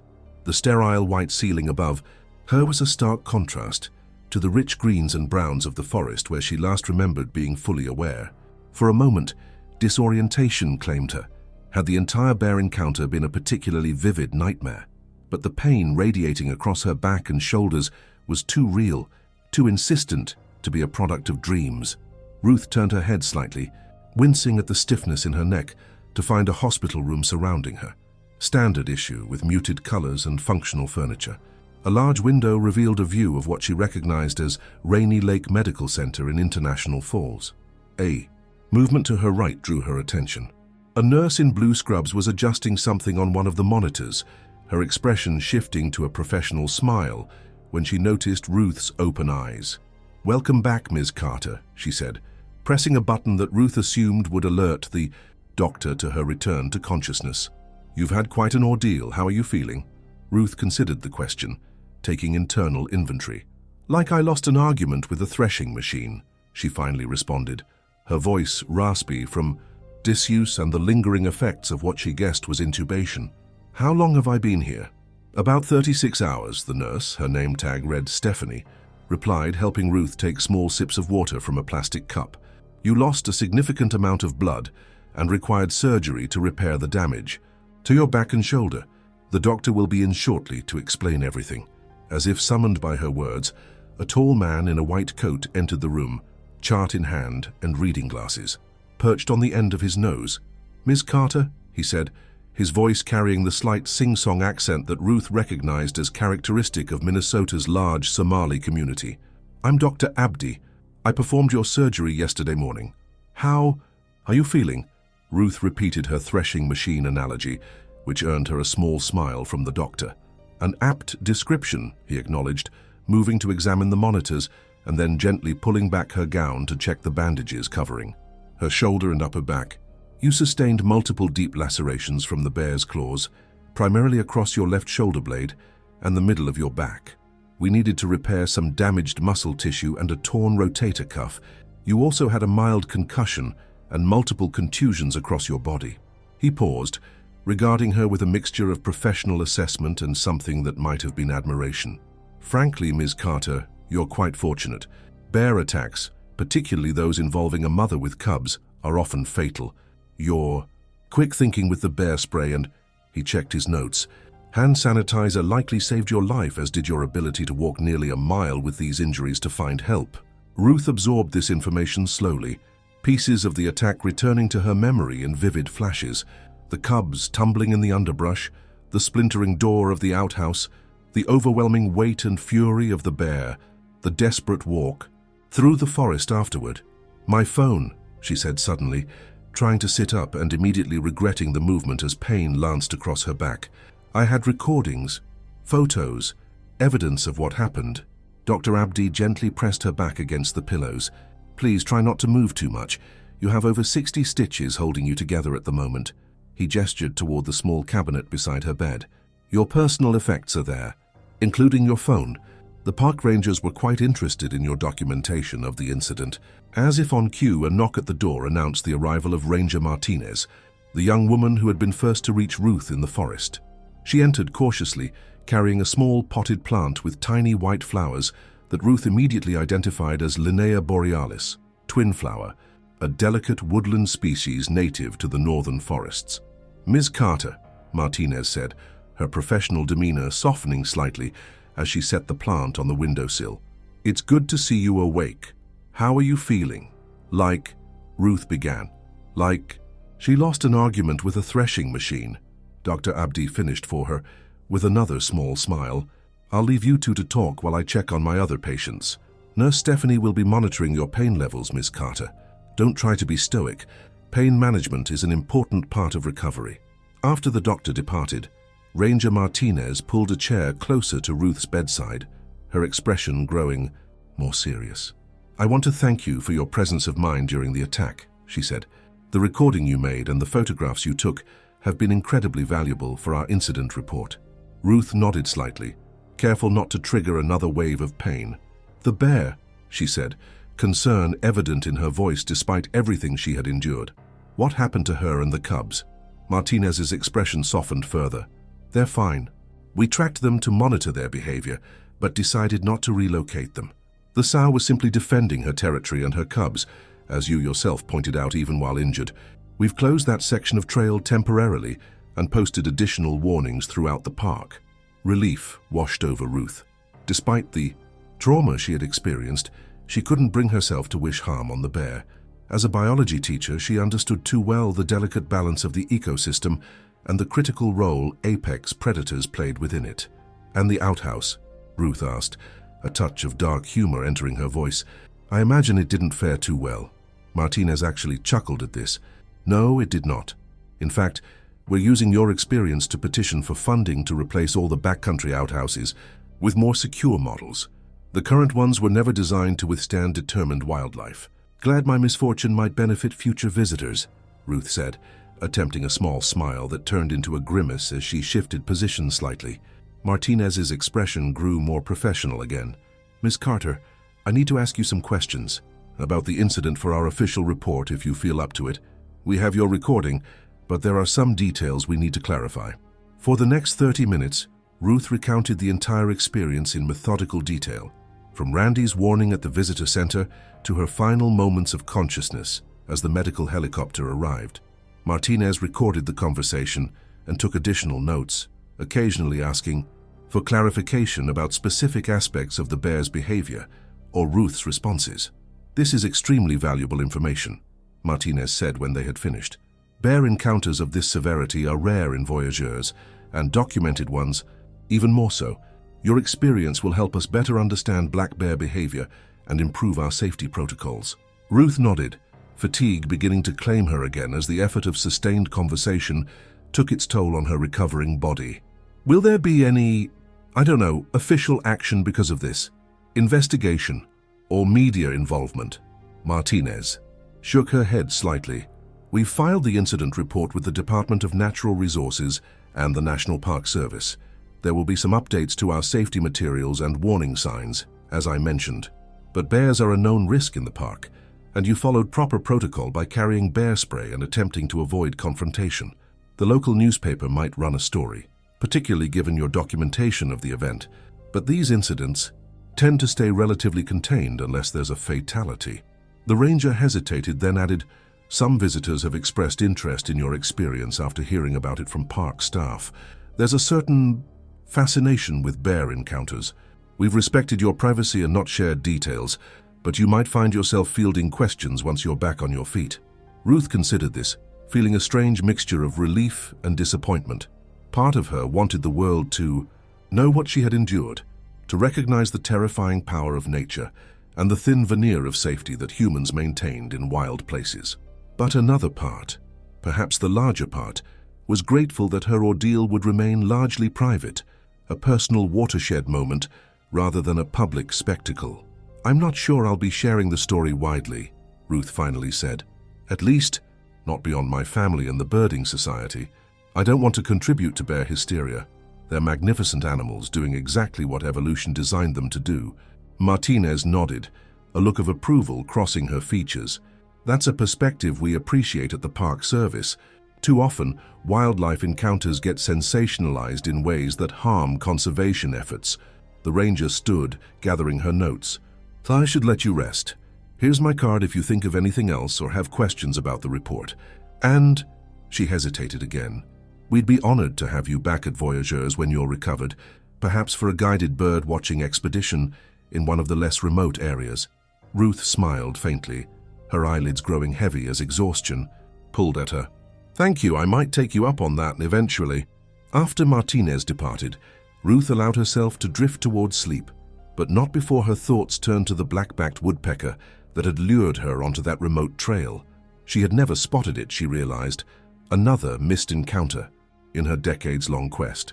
The thought carried a strange poignancy now, colored by her brush with mortality in those same woods.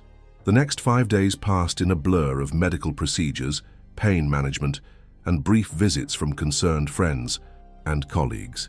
Ruth's sister Janet arrived from Duluth the day after Ruth regained consciousness, bringing with her a suitcase of comfortable clothes and a fierce protectiveness that manifested in increasingly detailed questioning of the medical staff.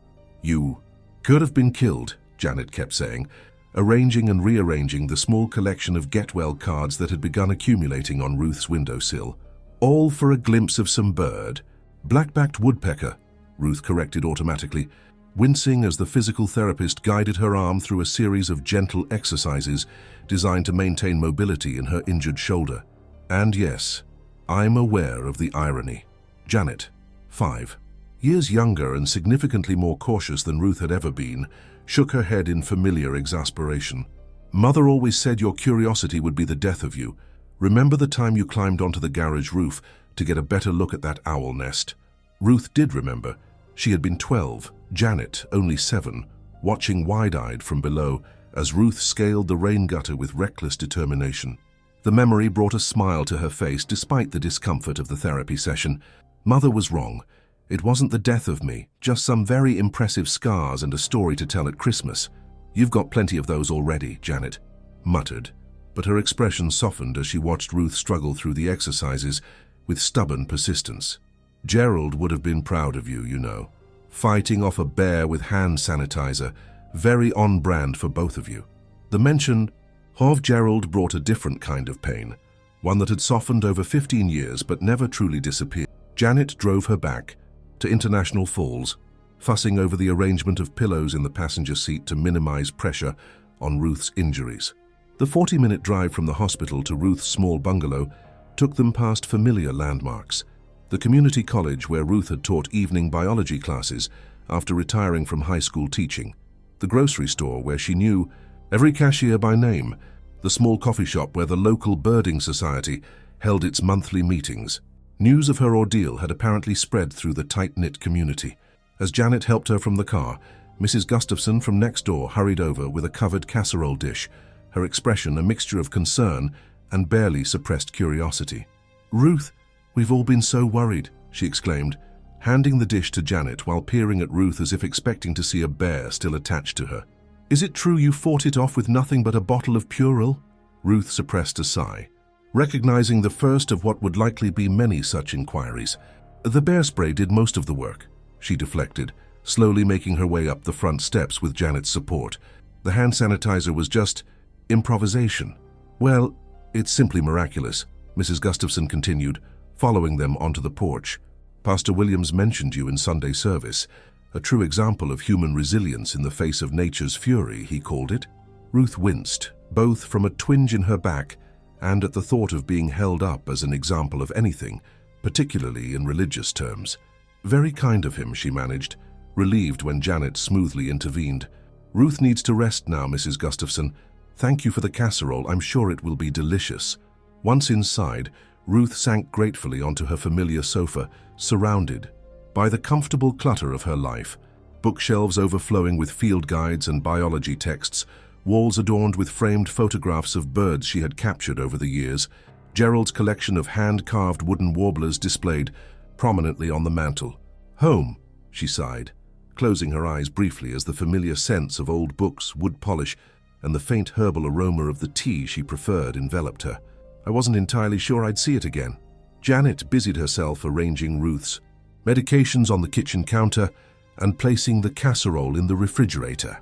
Well, I'm staying for at least a week to make sure you don't do anything foolish, like trying to refill your bird feeders or chasing after some rare sparrow you spot from the window. Ruth didn't argue, knowing her sister's protective instincts, needed an outlet and, if she were honest with herself, appreciating the company as she adjusted to her new limitations. The doctors had been clear that while she would recover significant function with proper therapy, there would likely be permanent restrictions to her range of motion and lingering pain during weather changes or excessive activity. Small price to pay for surviving, Ruth thought, gingerly touching the thick bandages still covering her back and shoulder beneath her loose cotton shirt.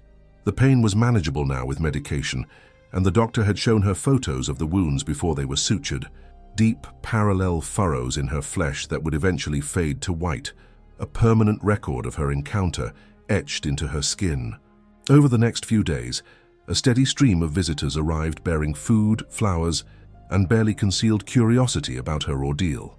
Ruth found herself repeating a sanitized version of the story, downplaying the terror and pain while emphasizing the importance of proper wilderness preparation.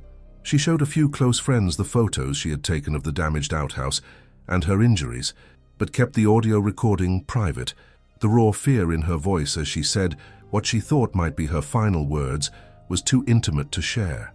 The local newspaper ran a small article about the encounter, focusing primarily on the Park Service's response and plans to upgrade the backcountry outhouses.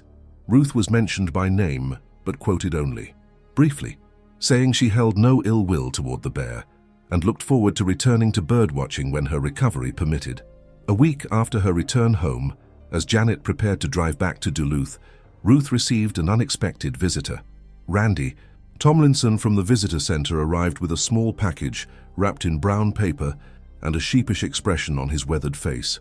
"Should have insisted you stick to the populated trails," he said by way of greeting, accepting the cup of coffee Janet offered, before she tactfully retreated to the guest room to continue packing. "I've been kicking myself about it since Martinez told me what happened." Ruth shook her head, gesturing for him to sit in the armchair across from her spot on the sofa. "Not your fault, Randy. You warned me about the bears. I made my own choice." Randy nodded, still looking uncomfortable, as he placed the package on the coffee table between them. "Park Service sent this over. Said you earned it, though I'm not sure that's the right word." Curious, Ruth unwrapped the package to find a small wooden plaque featuring a carved image of a black bear and an engraved brass plate reading, "Ruth Carter, survivor of Ursus americanus encounter, Voyageurs National Park, June 2023. "They don't give out many of these," Randy explained, watching her expression carefully. "Most bear encounters don't end with the person walking away." Ruth ran her fingers over the detailed carving, feeling a complex mixture of emotions: pride at her survival, residual fear from the memory, respect for the animal that had nearly ended her life, gratitude for the recognition of her experience. "Thank you," she said simply, setting the plaque on the end table beside her. "It's fitting." Randy seemed relieved by her acceptance of the gift. "There's something else," he said, reaching into his jacket pocket to extract a small envelope. "Martinez asked me to give you this, said it might help with closure." Inside the envelope, Ruth found a single photograph, clearly taken with a telephoto lens from a safe distance. It showed the black bear sow and her two cubs foraging peacefully at the edge of a small meadow, their dark forms distinctive against the vibrant green of early summer vegetation. "Taken 3 days ago," Randy explained. "About 2 miles from where you encountered them. They've moved deeper into the peninsula away from the hiking trails. Behavior completely normal. No signs of habituation or unusual aggression, just a mother looking after her cubs." Ruth studied the photo, feeling an unexpected surge of emotion at the sight of the animal that had so nearly killed her. The bear looked different in this context, not the terrifying force of nature that had torn through the outhouse door, but simply a wild creature going about the business of survival in the only way it knew.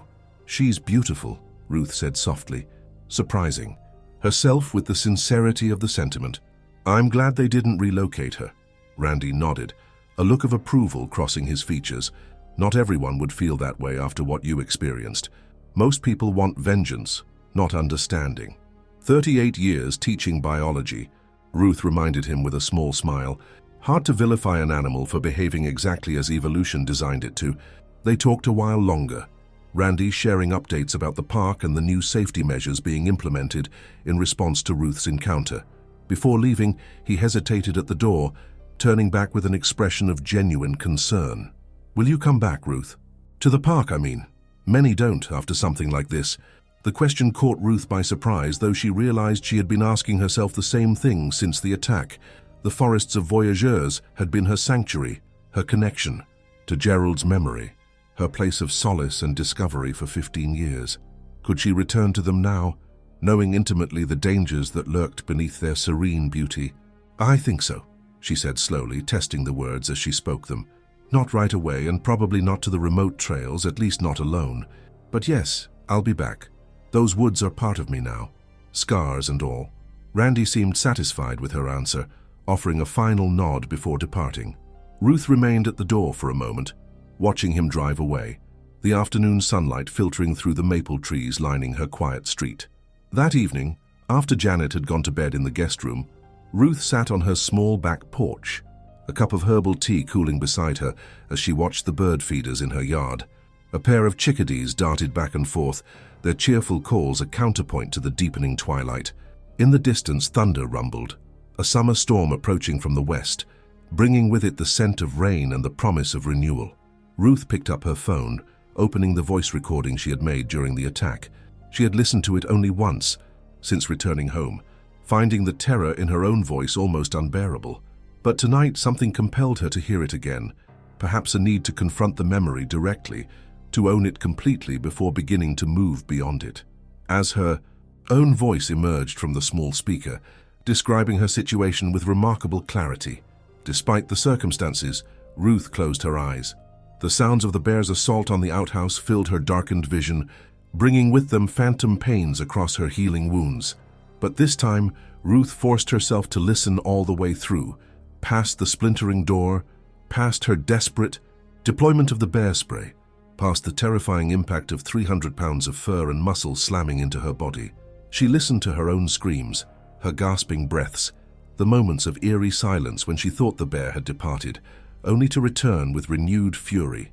When the recording ended, Ruth opened her eyes to find tears streaming down her face, her hands trembling slightly around the phone. But beneath the residual fear, she found something unexpected, a profound gratitude for each breath, each heartbeat, each moment of life that had followed that terrible encounter. Slowly, with the careful movements her injuries still required, Ruth rose from her chair and made her way to the small desk in the corner of her living room. From the bottom drawer, she extracted her bird-watching journal, a leather-bound volume that contained 15 years of observations, sketches, and life list additions. Opening to a blank page, she began to write, not about birds this time, but about bears, about fear and survival, about the thin membrane between civilization and wilderness, about the humbling experience of being reminded in the most visceral way possible of humanity's place in the natural order. As the first raindrops began to patter against the roof, Ruth continued writing, her pen moving steadily across the page. She knew that the black-backed woodpecker would remain on her list of sought-after species, but it would wait for another day, another season. For now, she had a different story to tell, one of tooth and claw, of outhouse doors and hand sanitizer, of helicopter rides and hospital rooms. And somewhere in the darkening forests of Voyageurs National Park, a black bear sow continued teaching her cubs the ancient skills of survival, unaware of her brief intersection with human experience, unconcerned with the changes her actions had precipitated. She moved through the wilderness as she had for generations before, following the timeless rhythms of hunger and protection, of life and its continuation, leaving behind only tracks in soft earth and marks in human flesh. Signs of passage through a world shared but never fully reconciled. In the morning, Ruth would call her physical therapist to schedule her first outpatient appointment. She would thank Janet for her care, but insist that she return to her own life in Duluth. She would begin the long process of recovery, of rebuilding strength and range of motion, of adapting to new limitations. And when summer turned to fall, when the leaves blazed with color and the birds began their southward migration, Ruth would stand at the edge of the forest once more cautious perhaps, certainly more humble, but still drawn inexorably to the wilderness that had both wounded and defined her. For now, though, Ruth closed her journal and listened to the rain, feeling the strange peace that sometimes follows survival, the quiet acknowledgement that life continues, altered but undefeated, carrying forward the story of one woman and one bear, whose paths had crossed and diverged, leaving both forever changed by the encounter. Now let's move on to the story of the next survivor. The morning sun filtered through the dense canopy of oak and hickory trees, casting dappled shadows on the forest floor. Devon Cole adjusted the straps of his backpack, feeling the familiar weight settle against his shoulders. At 30 years old, he had the lean, muscular build of someone who spent his days carrying heavy equipment up flights of stairs and through burning buildings. 10 years as a firefighter with the Knoxville Fire Department had carved definition into his arms and back, but had also taught him to value the quiet moments away from the chaos of emergency calls. "Come on, Kodiak," Devon called to his 3-year-old Siberian husky, who was investigating something interesting in the underbrush, about 20 feet off the trail. The dog's ears perked up at his name, ice blue eyes meeting Devon's brown ones briefly, before returning to whatever fascinating scent had captured his attention. Devon smiled and shook his head. He'd adopted Kodiak as a puppy after responding to an apartment fire where the dog's previous owner had died. The department had tried to find relatives to take the then 6-month-old pup, but when no one stepped forward, Devon couldn't resist those piercing blue eyes. Now, Kodiak was his constant companion on his days off, especially on these hiking trips into Cherokee National Forest. It was mid-May, and the weather was perfect for hiking. 65 degrees with a slight breeze rustling through the trees. Spring had fully established itself in the mountains of eastern Tennessee, with wildflowers dotting the forest floor and the trees sporting vibrant green leaves. Devon had chosen this particular trail, the Benton Falls Trail near Parksville Lake, because it was less traveled than some of the more popular routes in the national forest. He'd been coming to Cherokee since he was a kid, when his father would take him fishing at Parksville Lake or camping along the Ocoee River. After checking his GPS app to confirm they were on the right path, Devon took a long drink from his water bottle. He'd planned a 2-day camping trip, wanting to take advantage of his 3 days off from the fire station. Yesterday had been spent setting up camp at a designated site near the trailhead and doing a short evening hike. Today, he planned to reach Benton Falls by mid-afternoon, explore the area, and then head back to his campsite before dusk. "Kodiak, let's go, buddy," Devon called again, more firmly this time. The husky finally abandoned his olfactory investigation and trotted back to Devon's side, tongue lolling out of his mouth in a doggy grin. Devon reached down to ruffle the thick fur around the dog's neck. "That's better. Stay closer, okay? Remember, what happened last summer when you chased that raccoon and got lost for 3 hours?" Kodiak tilted his head as if considering Devon's words, then gave a soft woof in response. Devon chuckled and started walking again, the husky keeping pace beside him. The trail ahead wound through a particularly dense section of forest, occasionally offering glimpses of the mountains beyond through breaks in the trees. Devon had always found peace in these woods, a welcome contrast to the adrenaline-fueled chaos of his work. As they walked, Devon's mind wandered to his most recent shift at the fire station. 2 days ago, they'd responded to a serious car accident on I-40, extracting a young woman from her crumpled vehicle using the jaws of life. She'd been conscious the whole time, terrified but brave, thanking him repeatedly as they worked to free her pinned leg. Days like that reminded him why he'd become a firefighter in the first place, the immediate, tangible difference he could make in someone's worst moment. The trail began to climb more steeply, and Devon adjusted his pace accordingly.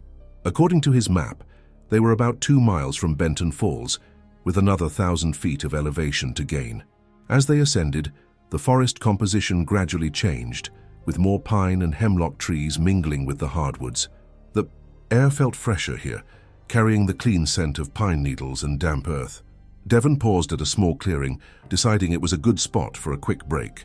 He shrugged off his backpack and sat on a fallen log, pulling out a granola bar and unwrapping it. Kodiak immediately sat at attention, eyes fixed on the food in Devon's hand. "You've got your own snacks," Devon said, though he broke off a small piece of the granola bar and tossed it to the dog, who caught it mid-air with practiced ease.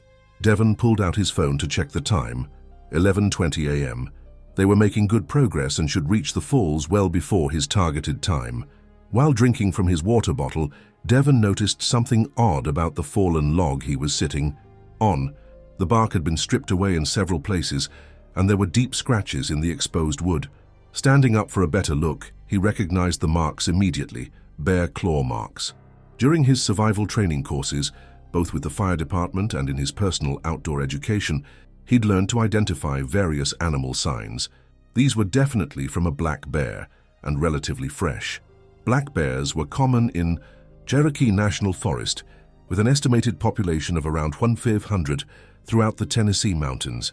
Devon had encountered them at a distance on previous hikes, but they had always been quick to avoid human contact.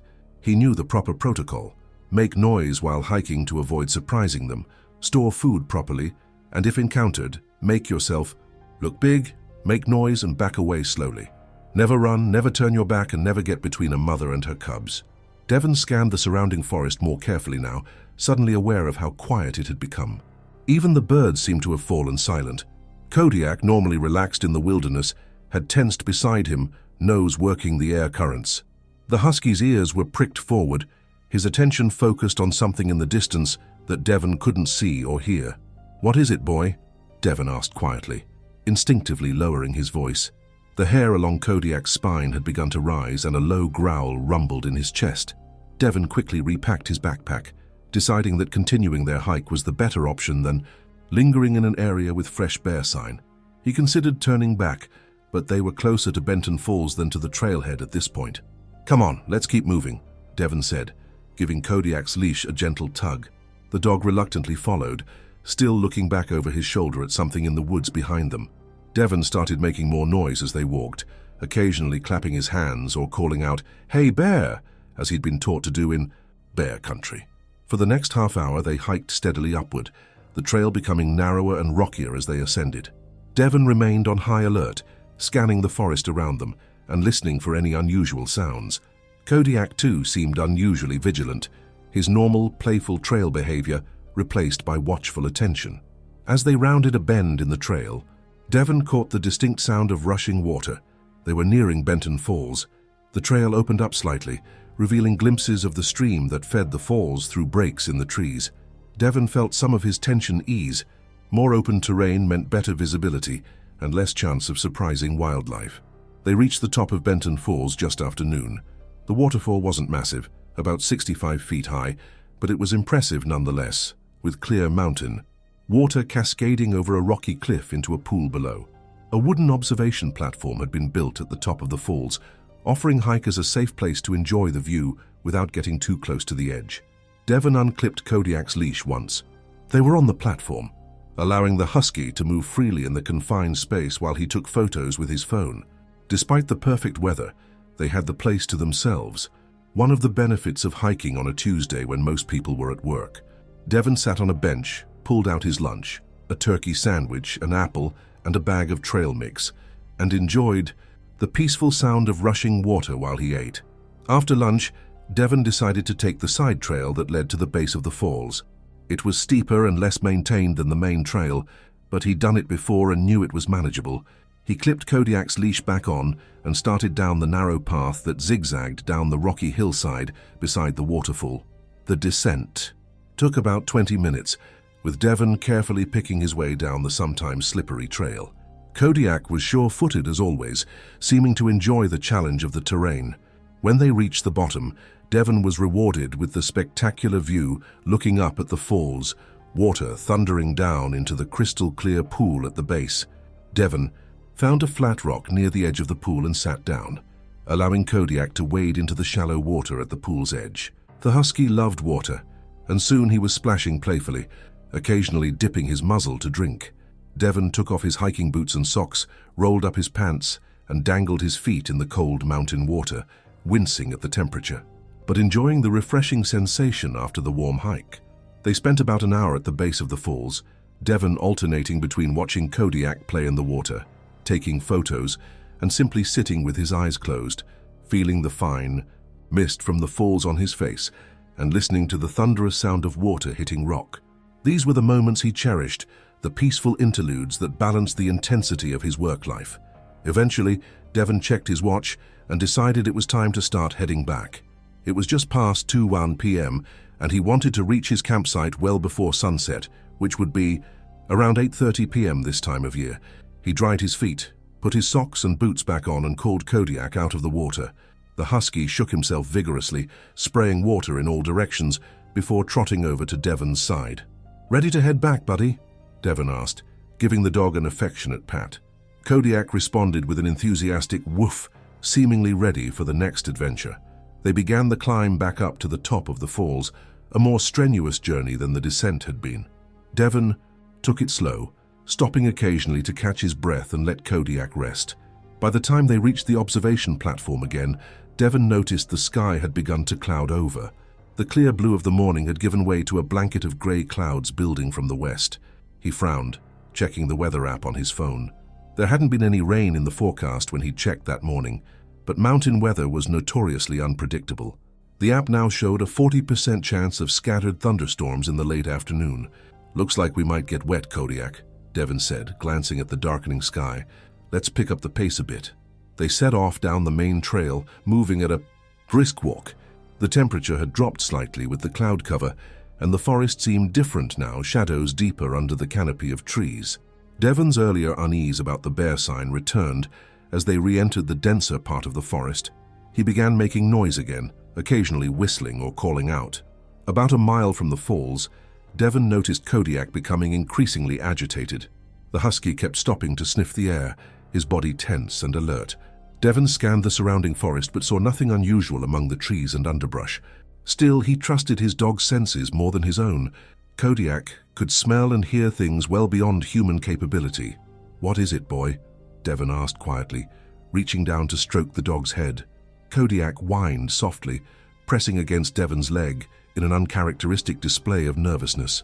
They continued walking, but more cautiously now, with Devon paying closer attention to their surroundings. The trail ahead curved around a large outcropping of rock, limiting visibility. As they approached the bend, Kodiak suddenly stopped, his body rigid, a deep growl rumbling in his chest. Devon froze, listening intently. At first he heard nothing unusual, just the rustle of leaves in the light breeze and the distant call of a crow. Then he caught it, a soft shuffling sound coming from just around the bend, followed by a low grunting snuffle. Devon's heart rate quickened. He knew that sound. He'd heard it once before, years ago, when he and his father had encountered a black bear foraging for berries near their campsite. Slowly he began to back away, gently tugging on Kodiak's leash to move the dog backward with him. The husky resisted at first, his growl intensifying. "Quiet," Devon whispered, not wanting to provoke whatever was around the corner. Kodiak fell silent but remained tense, eyes fixed on the bend in the trail. Devon continued their slow retreat, planning to find a wider section of trail where they could safely detour around whatever was ahead. Before they could get far enough away, a large black shape lumbered around the bend in the trail. Devon's breath caught in his throat. Less than 30 yards ahead stood an adult black bear, its dark coat gleaming dully in the muted afternoon light. It was on all fours, head low to the ground, as it sniffed along the edge of the trail.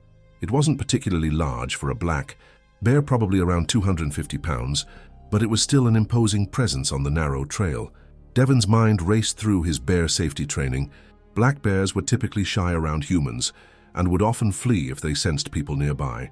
This one didn't appear to have noticed them yet, focused as it was on something along the trail edge. "Hey, bear!" Devon called out firmly, wanting to alert the animal to their presence without startling it. The bear's head shot up, dark eyes fixing on Devon and Kodiak. It rose slightly, front paws off the ground, nose working the air to catch their scent. Devon slowly raised his arms to make himself appear larger. "We're just passing through," Devon continued in a calm, authoritative voice. "We don't want any trouble." For a moment, it seemed like the standard protocol might work. The bear dropped back to all fours and took a step to the side of the trail. Devon began to edge forward, planning to give the bear a wide berth as they passed. But then Kodiak, whether from fear or a protective instinct, let out a series of sharp, aggressive barks. The bear's demeanor changed instantly. It huffed loudly, then slapped the ground with its front paw, a warning sign that Devon recognized with a sinking feeling. He tightened his grip on Kodiak's leash, trying to quiet the dog. But the husky continued barking, straining against the leash toward the bear.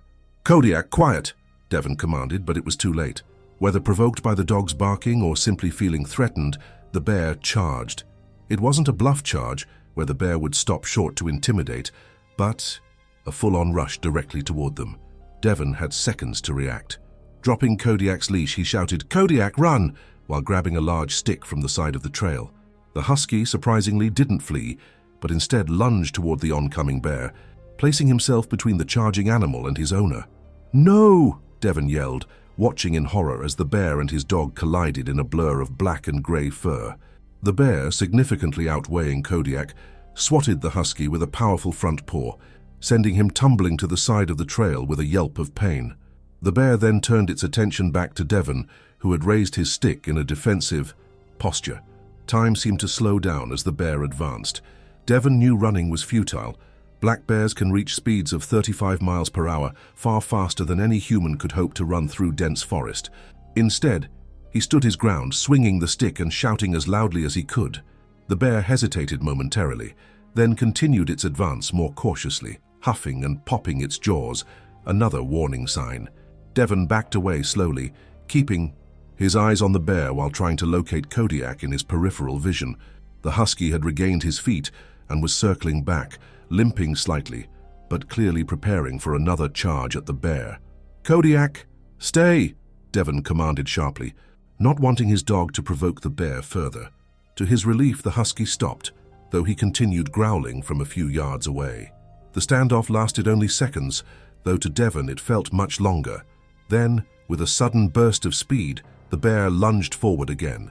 Devon swung his makeshift weapon, connecting solidly with the bear's shoulder, but the impact barely seemed to register with the powerful animal. Before Devon could swing again, the bear was upon him, its weight knocking him backward onto the trail.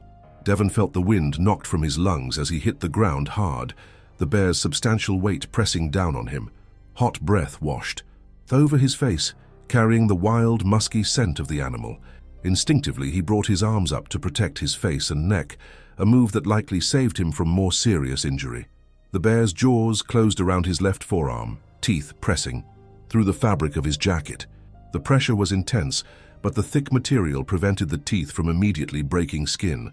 Devon yelled in pain and fear, struggling to free himself from beneath the animal. Suddenly, Kodiak was there, teeth flashing as he bit at the bear's hind leg. The bear released Devon's arm with a growl, turning to confront this new attack. In that brief moment, Devon rolled to the side and scrambled to his feet, adrenaline masking any pain from the fall or bite. What he saw next filled him with terror. The bear had Kodiak by the scruff of the neck, shaking the husky violently. Kodiak yelped in pain, paws scrabbling uselessly against the larger animal. Without thinking, Devon charged. All training, all rational thought about proper bear encounters fled his mind, replaced by the single-minded need to save his dog. He slammed into the bear's side with all the force he could muster, simultaneously yelling at the top of his lungs. The unexpected impact and noise startled the bear enough that it released Kodiak, who dropped to the ground and crawled away, whimpering. Devon didn't have time to check on his dog. The bear, enraged now, swung around to face him. Devon backpedaled rapidly, looking for anything he could use as a weapon or shield. His backpack had been knocked off in the initial attack and lay several feet away on the trail. If he could reach it, he had a large hunting knife in the side pocket that might be useful as a last resort. He feinted left, then darted right toward his pack. The bear, surprisingly agile for its size, cut him off with a quick lunge. Devon changed direction again, but his boot caught on an exposed tree root, sending him sprawling onto his back once more. Before he could regain his footing, the bear was on him, its weight pinning him to the ground. This time there was no thick jacket sleeve to protect him. The bear's teeth closed around his right calf, puncturing through his hiking pants and into the flesh beneath. White-hot pain shot up Devon's leg as the powerful jaws clamped down. He screamed, both from pain and in hopes of startling the bear into releasing him. Kodiak, despite his injuries, came to Devon's aid again, barking furiously and nipping at the bear from behind. The bear maintained its grip on Devon's leg, but turned its head to snap at the persistent dog. In that moment of divided attention, Devon managed to reach the small canister of bear spray attached to his belt loop, a precaution he normally carried but had forgotten about in the chaos of the attack. With shaking hands, he removed the safety cap and aimed the canister at the bear's face, which was now turned back toward him. Drawing a deep breath, Devon pressed down on the trigger, releasing a cloud of capsaicin spray directly into the bear's eyes and nose. The effect was immediate and dramatic. The bear released Devon's leg with a roar of pain, backing away and shaking its head violently, paws coming up to rub at its irritated eyes and muzzle. Devon took advantage of the moment to crawl backward, away from the disoriented animal, calling for Kodiak to follow him. The husky limped to his side, blood matting the fur on his neck where the bear had grabbed him. Devon continued backing away, one arm around his dog, the other holding the bear spray at the ready. The bear, still distressed from the spray, huffed and pawed at its face, but made no move to pursue them. When they had put about 50 yards between themselves and the bear, Devon paused to assess their situation. His right calf was bleeding steadily, the fabric of his pants torn where the bear's teeth had punctured both cloth and skin. It hurt tremendously, a deep, throbbing pain. That worsened when he put weight on it. Kodiak was injured as well, with puncture wounds visible on his neck and shoulder, though none appeared immediately life-threatening. Devon knew they needed to get out of the area quickly before the bear recovered from the effects of the spray. His backpack was still on the trail where he'd dropped it, but going back for it was out of the question. Fortunately, he had his phone in his pocket, though he doubted he'd have service in this remote part of the forest. As expected, his phone showed no signal bars. They were still about 4 miles from his campsite and about 6 miles from the main park ranger station. With his injured leg, the journey would be slow and painful, but they had no choice. "Come on, Kodiak," Devon said, his voice strained with pain and the receding adrenaline rush. "We've got to move." He tore a strip from the bottom of his t-shirt and tied it around his calf as a makeshift bandage, wincing as he pulled it tight to slow the bleeding. Then, using a sturdy branch as an improvised walking stick, he began limping down the trail, Kodiak keeping pace beside him despite his own injuries. Every step sent a jolt of pain up Devon's leg, and he could feel warm blood seeping through the makeshift bandage. He tried to keep his weight mostly on his left leg, using the walking stick for additional support. Progress was painfully slow, and Devon found himself constantly looking over his shoulder, fearing the bear might have recovered and decided to pursue them. After what seemed like an eternity, but was probably less than half an hour, they reached a small stream crossing the trail. Devon paused here, needing to rest and also wanting to clean their wounds as best he could. He helped Kodiak down to the water's edge, then carefully rolled up his torn pant leg to examine his injury. What he saw made him grimace. The bear's teeth had left 4 deep puncture wounds in his calf, each about half an inch deep. The area around the bites was already swelling and turning an angry red. Devon knew the greatest dangers from animal bites were infection and blood loss. He needed to clean the wounds thoroughly and get to proper medical care as soon as possible. Using the cold stream water, Devon carefully washed both his leg and Kodiak's injuries, trying to be gentle with the obviously painful wounds. The husky whimpered but remained still, seeming to understand the necessity of the treatment. Once the wounds were as clean as Devon could manage under the circumstances, he used another strip of his t-shirt to create a fresh bandage for his leg. "You were really brave back there," Devon murmured to Kodiak, stroking the dog's head as they rested by the stream. "Stupid but brave. Don't think I'm not still mad at you for not running when I told you to." Kodiak responded by licking Devon's hand, his blue eyes seeming to reflect concern for his owner. Despite the gravity of their situation, Devon found himself smiling at the dog's unwavering loyalty. After resting for about 15 minutes, Devon knew they needed to continue moving. Dark clouds had continued to gather overhead, and he could now hear distant thunder rumbling through the mountains. Getting caught in a thunderstorm with open wounds would only complicate their already dire situation. With considerable effort, Devon got back to his feet, steadying himself with his makeshift walking stick. "All right, buddy, let's keep going." They continued down the trail, moving as quickly as Devon's injured leg would allow. The terrain became increasingly difficult as they descended, with sections of loose rock and steep switchbacks that sent waves of pain through Devon's injured calf. Kodiak stayed close, occasionally whining when his own injuries troubled him, but never lagging behind. About an hour into their trek, the first fat raindrops began to fall, quickly increasing to a steady downpour. Devon gritted his teeth against both the pain and the added misery of being soaked to the skin in the cooling afternoon air. The rain made the trail slippery, twice causing Devon to lose his footing and jarring his injured leg painfully when he caught himself. By the time they reached his campsite, Devon was shivering from the combination of rain, cooling temperatures, blood loss, and the beginning stages of shock. The campsite, with his tent still set up from the previous night, was a welcome sight. He limped directly to the tent, unzipped the rainfly with trembling fingers, and helped Kodiak inside before crawling in himself. Once inside the relative dryness of the tent, Devon's immediate priority was getting dry and warm. He stripped off his wet clothes, toweled himself dry with a small camping towel, and pulled on dry clothes from his duffel bag. He used another towel to dry Kodiak as best he could, paying special attention to the areas around the dog's wounds. After changing the now soaked bandage on his calf with supplies from his small first aid kit, Devon checked his phone again. Still no signal. He was surprised to see that it was only 4:30 p.m. The entire bear encounter and subsequent journey had taken just over 2 hours, though it felt like an entire day had passed. Devon considered his options. His car was parked at a trailhead about 2 miles from his campsite, but in his current condition, even that relatively short distance seemed daunting, especially with the rain continuing to fall heavily outside. His leg was throbbing painfully, and when he checked under the fresh bandage, he was concerned to see that the wounds were still seeping blood. Equally concerning was Kodiak's condition. The husky lay curled on Devon's sleeping bag, his breathing shallow and rapid. The puncture wounds on his neck had stopped bleeding but looked angry and painful. Devon wished he had more substantial first aid supplies for both of them. Looking through his remaining gear in the tent, Devon located his emergency whistle and a small signal mirror, standard items in his hiking kit. If another hiker came within earshot, the whistle might alert them to his predicament. But given the weather and the remote location, Devon knew the chances of someone passing by were slim. As the rain continued to pound on the tent, Devon made a difficult decision. Despite the pain and the risk, they needed to reach his car tonight. From there, he could drive to the nearest town for medical attention.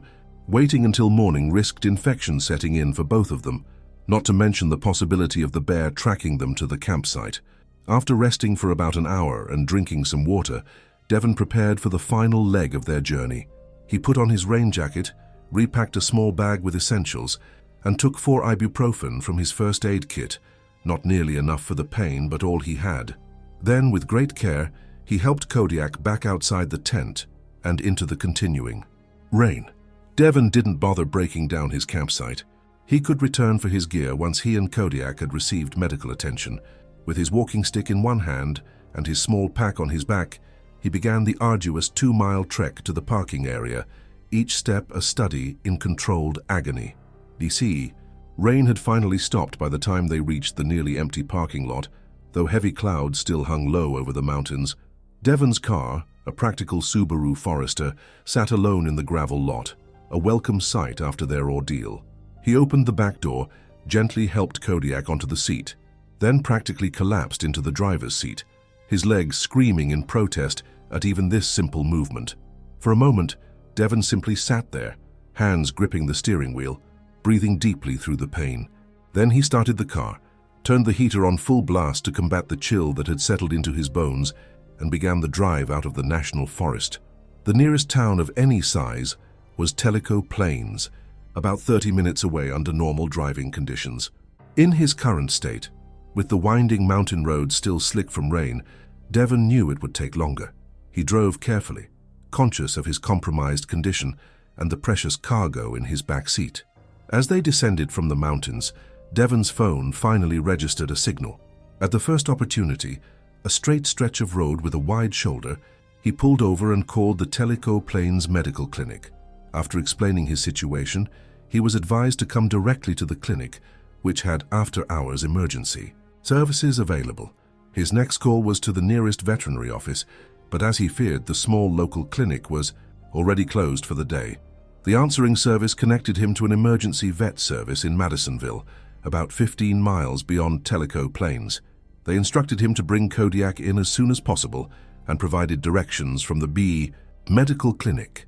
The rest of the drive passed in a haze of pain and focused concentration. By the time Devon pulled into the parking lot of the Tellico Plains Medical Clinic, the dashboard clock read 7:15 p.m. His leg had gone from throbbing pain to a concerning numbness, and he had to use both hands to lift it out of the car when he arrived. The small clinic was quiet, with only one other patient in the waiting room.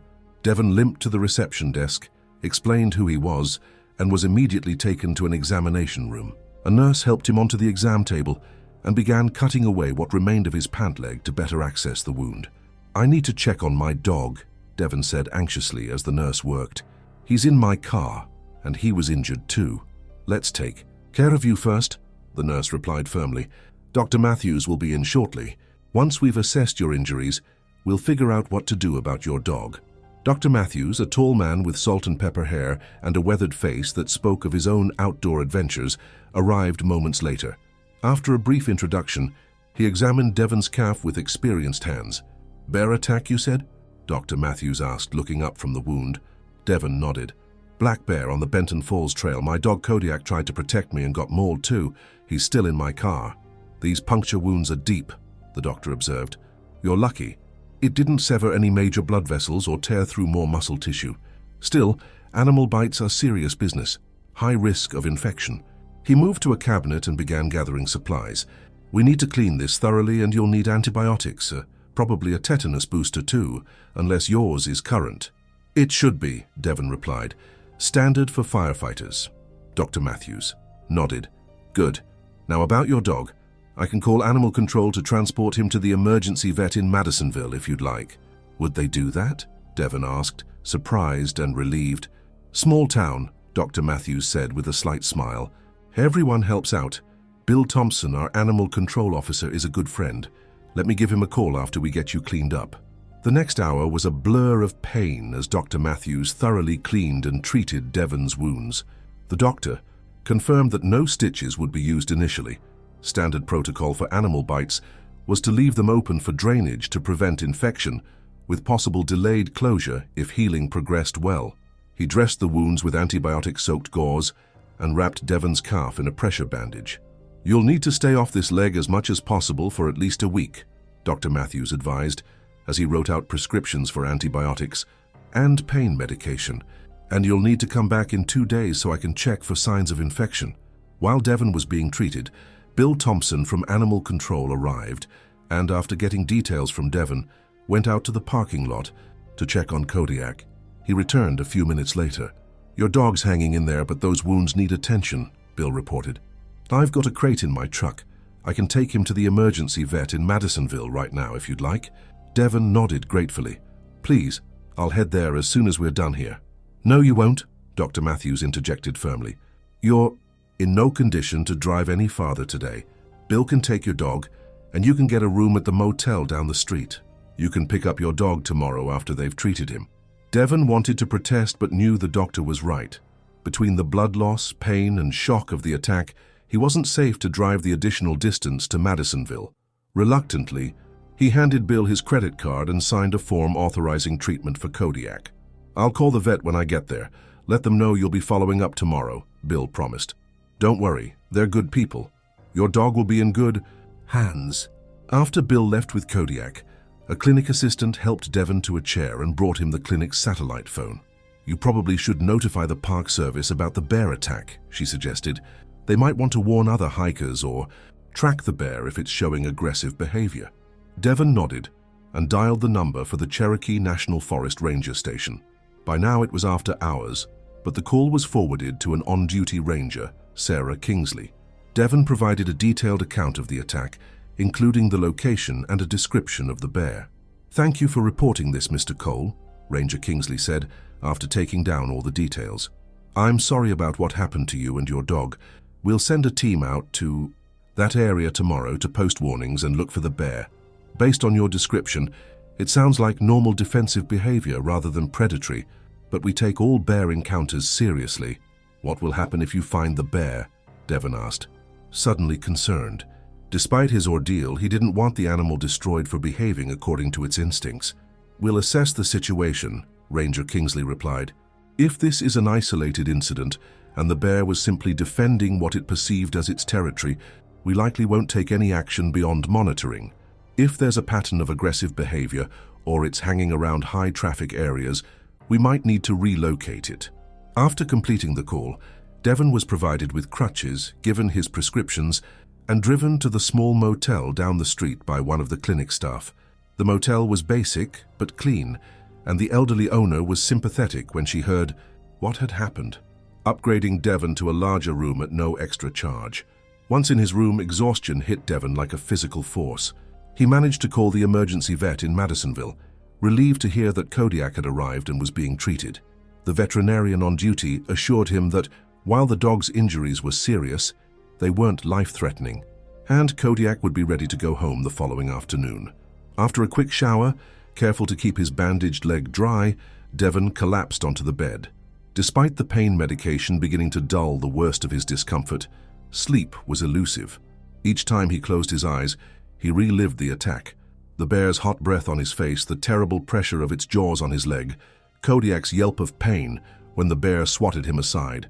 Eventually, physical exhaustion won out, and he fell into a fitful sleep just before midnight. Morning brought stiffness and renewed pain as the previous day's medication wore off.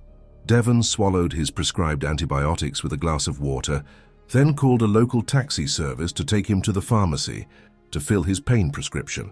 By 10:00 a.m., with the edge taken off his pain by fresh medication, he called the emergency vet to check on Kodiak. He had a good night, the veterinary technician informed him. Dr. Miller cleaned and treated his wounds, and he's on antibiotics and pain management. He's eating and drinking normally this morning, which is an excellent sign. You can pick him up after 2 p.m. today. Relief washed over Devon at the news.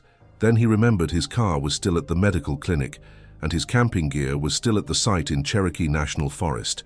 One problem at a time, he decided. His first call was to the ranger station, where he spoke with Ranger Kingsley again.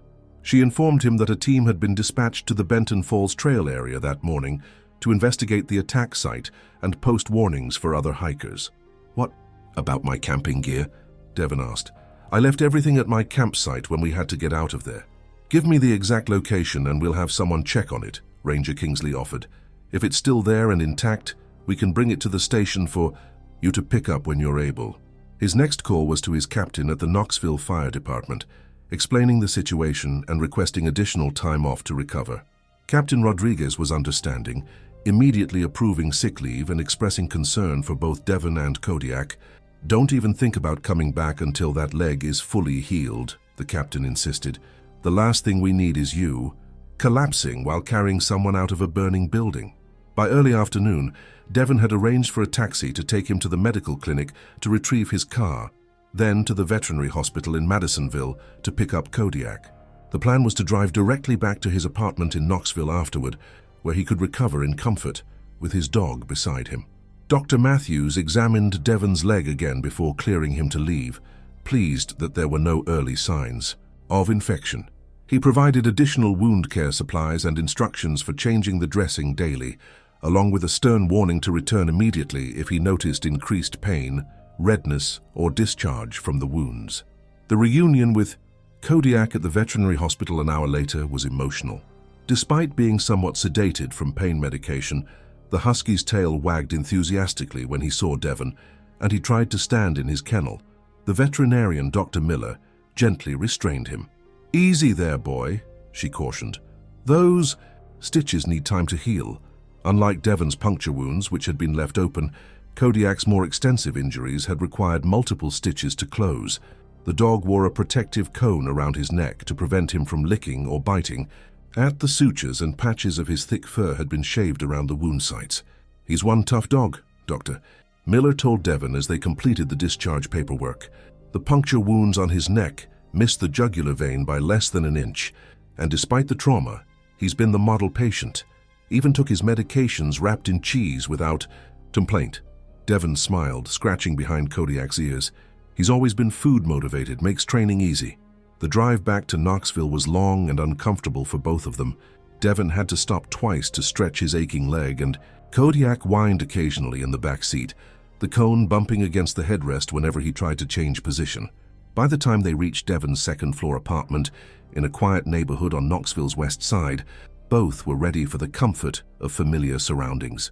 Getting Kodiak up the stairs to the apartment proved challenging, as the husky was unsteady on his feet, and Devon himself was on crutches. Eventually, with patience and careful maneuvering, they made it inside. Devon immediately set up Kodiak's bed in the living room, adding extra blankets for comfort, then collapsed onto his couch with a groan of relief. The next few days established a new routine for both of them.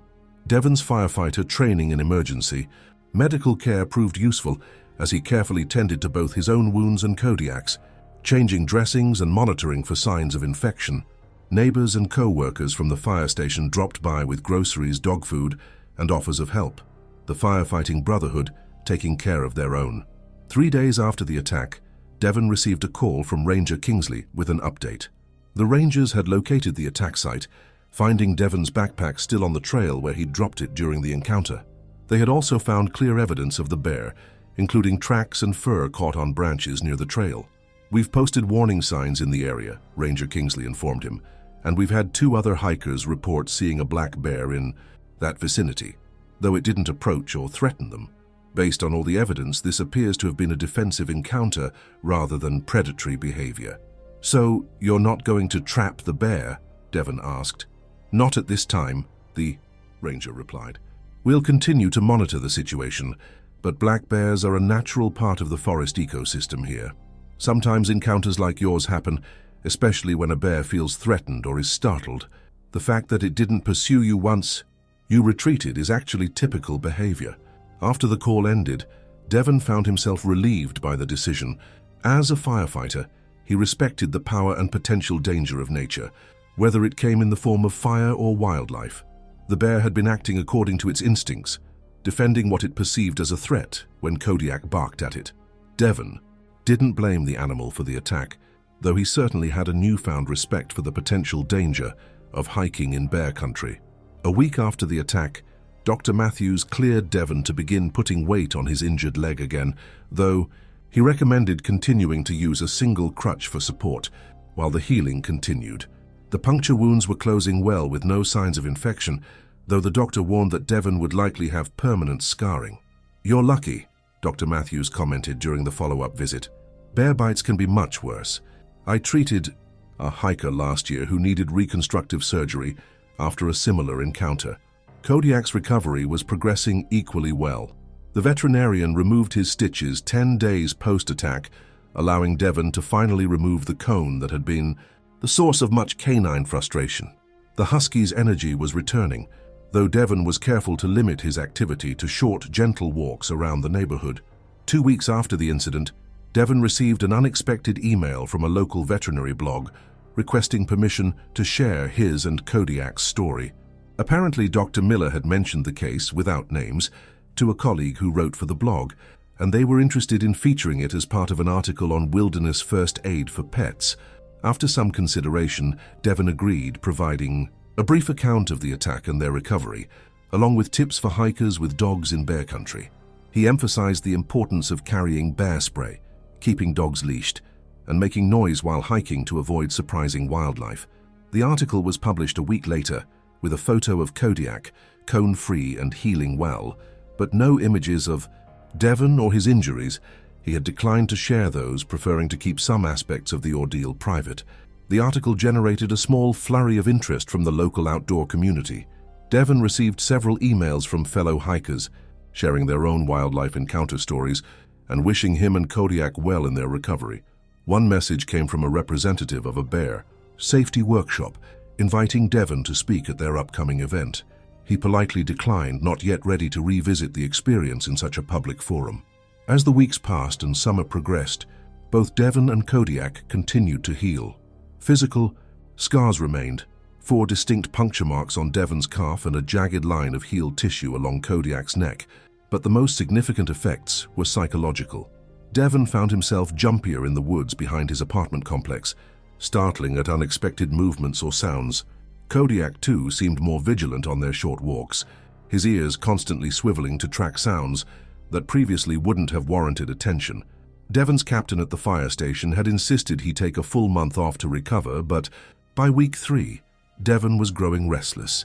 When the station house organized a cookout over the weekend, he decided to attend, bringing Kodiak along. His colleagues welcomed him warmly, admiring the husky's resilience and listening with rapt attention. As Devon recounted the attack, "So when are you coming back to work?" asked Mike Santos, one of the younger firefighters, as they sat around the picnic table. "Doctor says another 2 weeks at least," Devon replied, unconsciously rubbing his calf where the scars still ached occasionally. "Desk duty at first, then back to full service if everything checks out." Captain Rodriguez nodded approvingly. "No rushing it. Burns and smoke inhalation we've all dealt with, but bear attacks? That's a new one for our station." Later that evening, as Devon was preparing to leave, his captain pulled him aside. "You doing okay?" Rodriguez asked quietly. "And I don't mean just the leg." Devon understood what he was asking. Firefighters were familiar with trauma and its aftermath. The nightmares, the hypervigilance, the moments of sudden panic that could strike without warning. They had all seen colleagues struggle with the psychological impact of particularly difficult calls. "I'm working through it," Devon answered honestly. "Some nights are rough, but having Kodiak helps. Focusing on his recovery keeps me from dwelling too much on what happened." He paused, then added, "I haven't been back to the trails yet, not sure when I'll be ready for that." Rodriguez clasped his shoulder. "No rush on that either. And you know we've got resources if you need to talk to someone professional." Devon nodded gratefully. The fire department had a solid support system for mental health, something that had improved significantly in recent years as the profession became more aware of the psychological toll of their work. As August turned to September, Devon was finally cleared for limited duty at the fire station. His first week back was restricted to the station house, answering calls, managing equipment, handling paperwork, while his leg completed its healing. It felt good to be back in the routine, surrounded by the camaraderie of his team, though he found himself more affected by emergency calls involving animals than he had been before. Kodiak, meanwhile, had made a full physical recovery. The fur was growing back over his healed wounds, and his energy had returned to normal levels. Devon had gradually increased the length of their walks, though he now kept the husky on a shorter leash and was more vigilant about potential wildlife encounters, even in urban parks.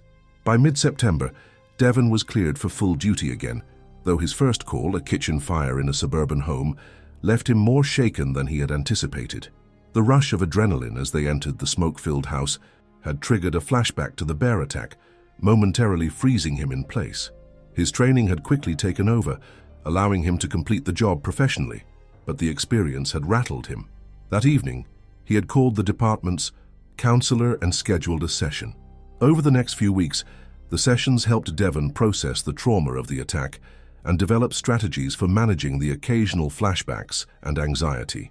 The counselor suggested that returning to hiking gradually and initially in less remote areas might actually help him overcome his newfound apprehension about the outdoors. Taking this advice, Devon began with short hikes in Knoxville's urban parks, places where encounters with anything more dangerous than squirrels were unlikely. Kodiak seemed to enjoy these outings, though Devon noticed the husky was more alert, less prone to wander off trail than before.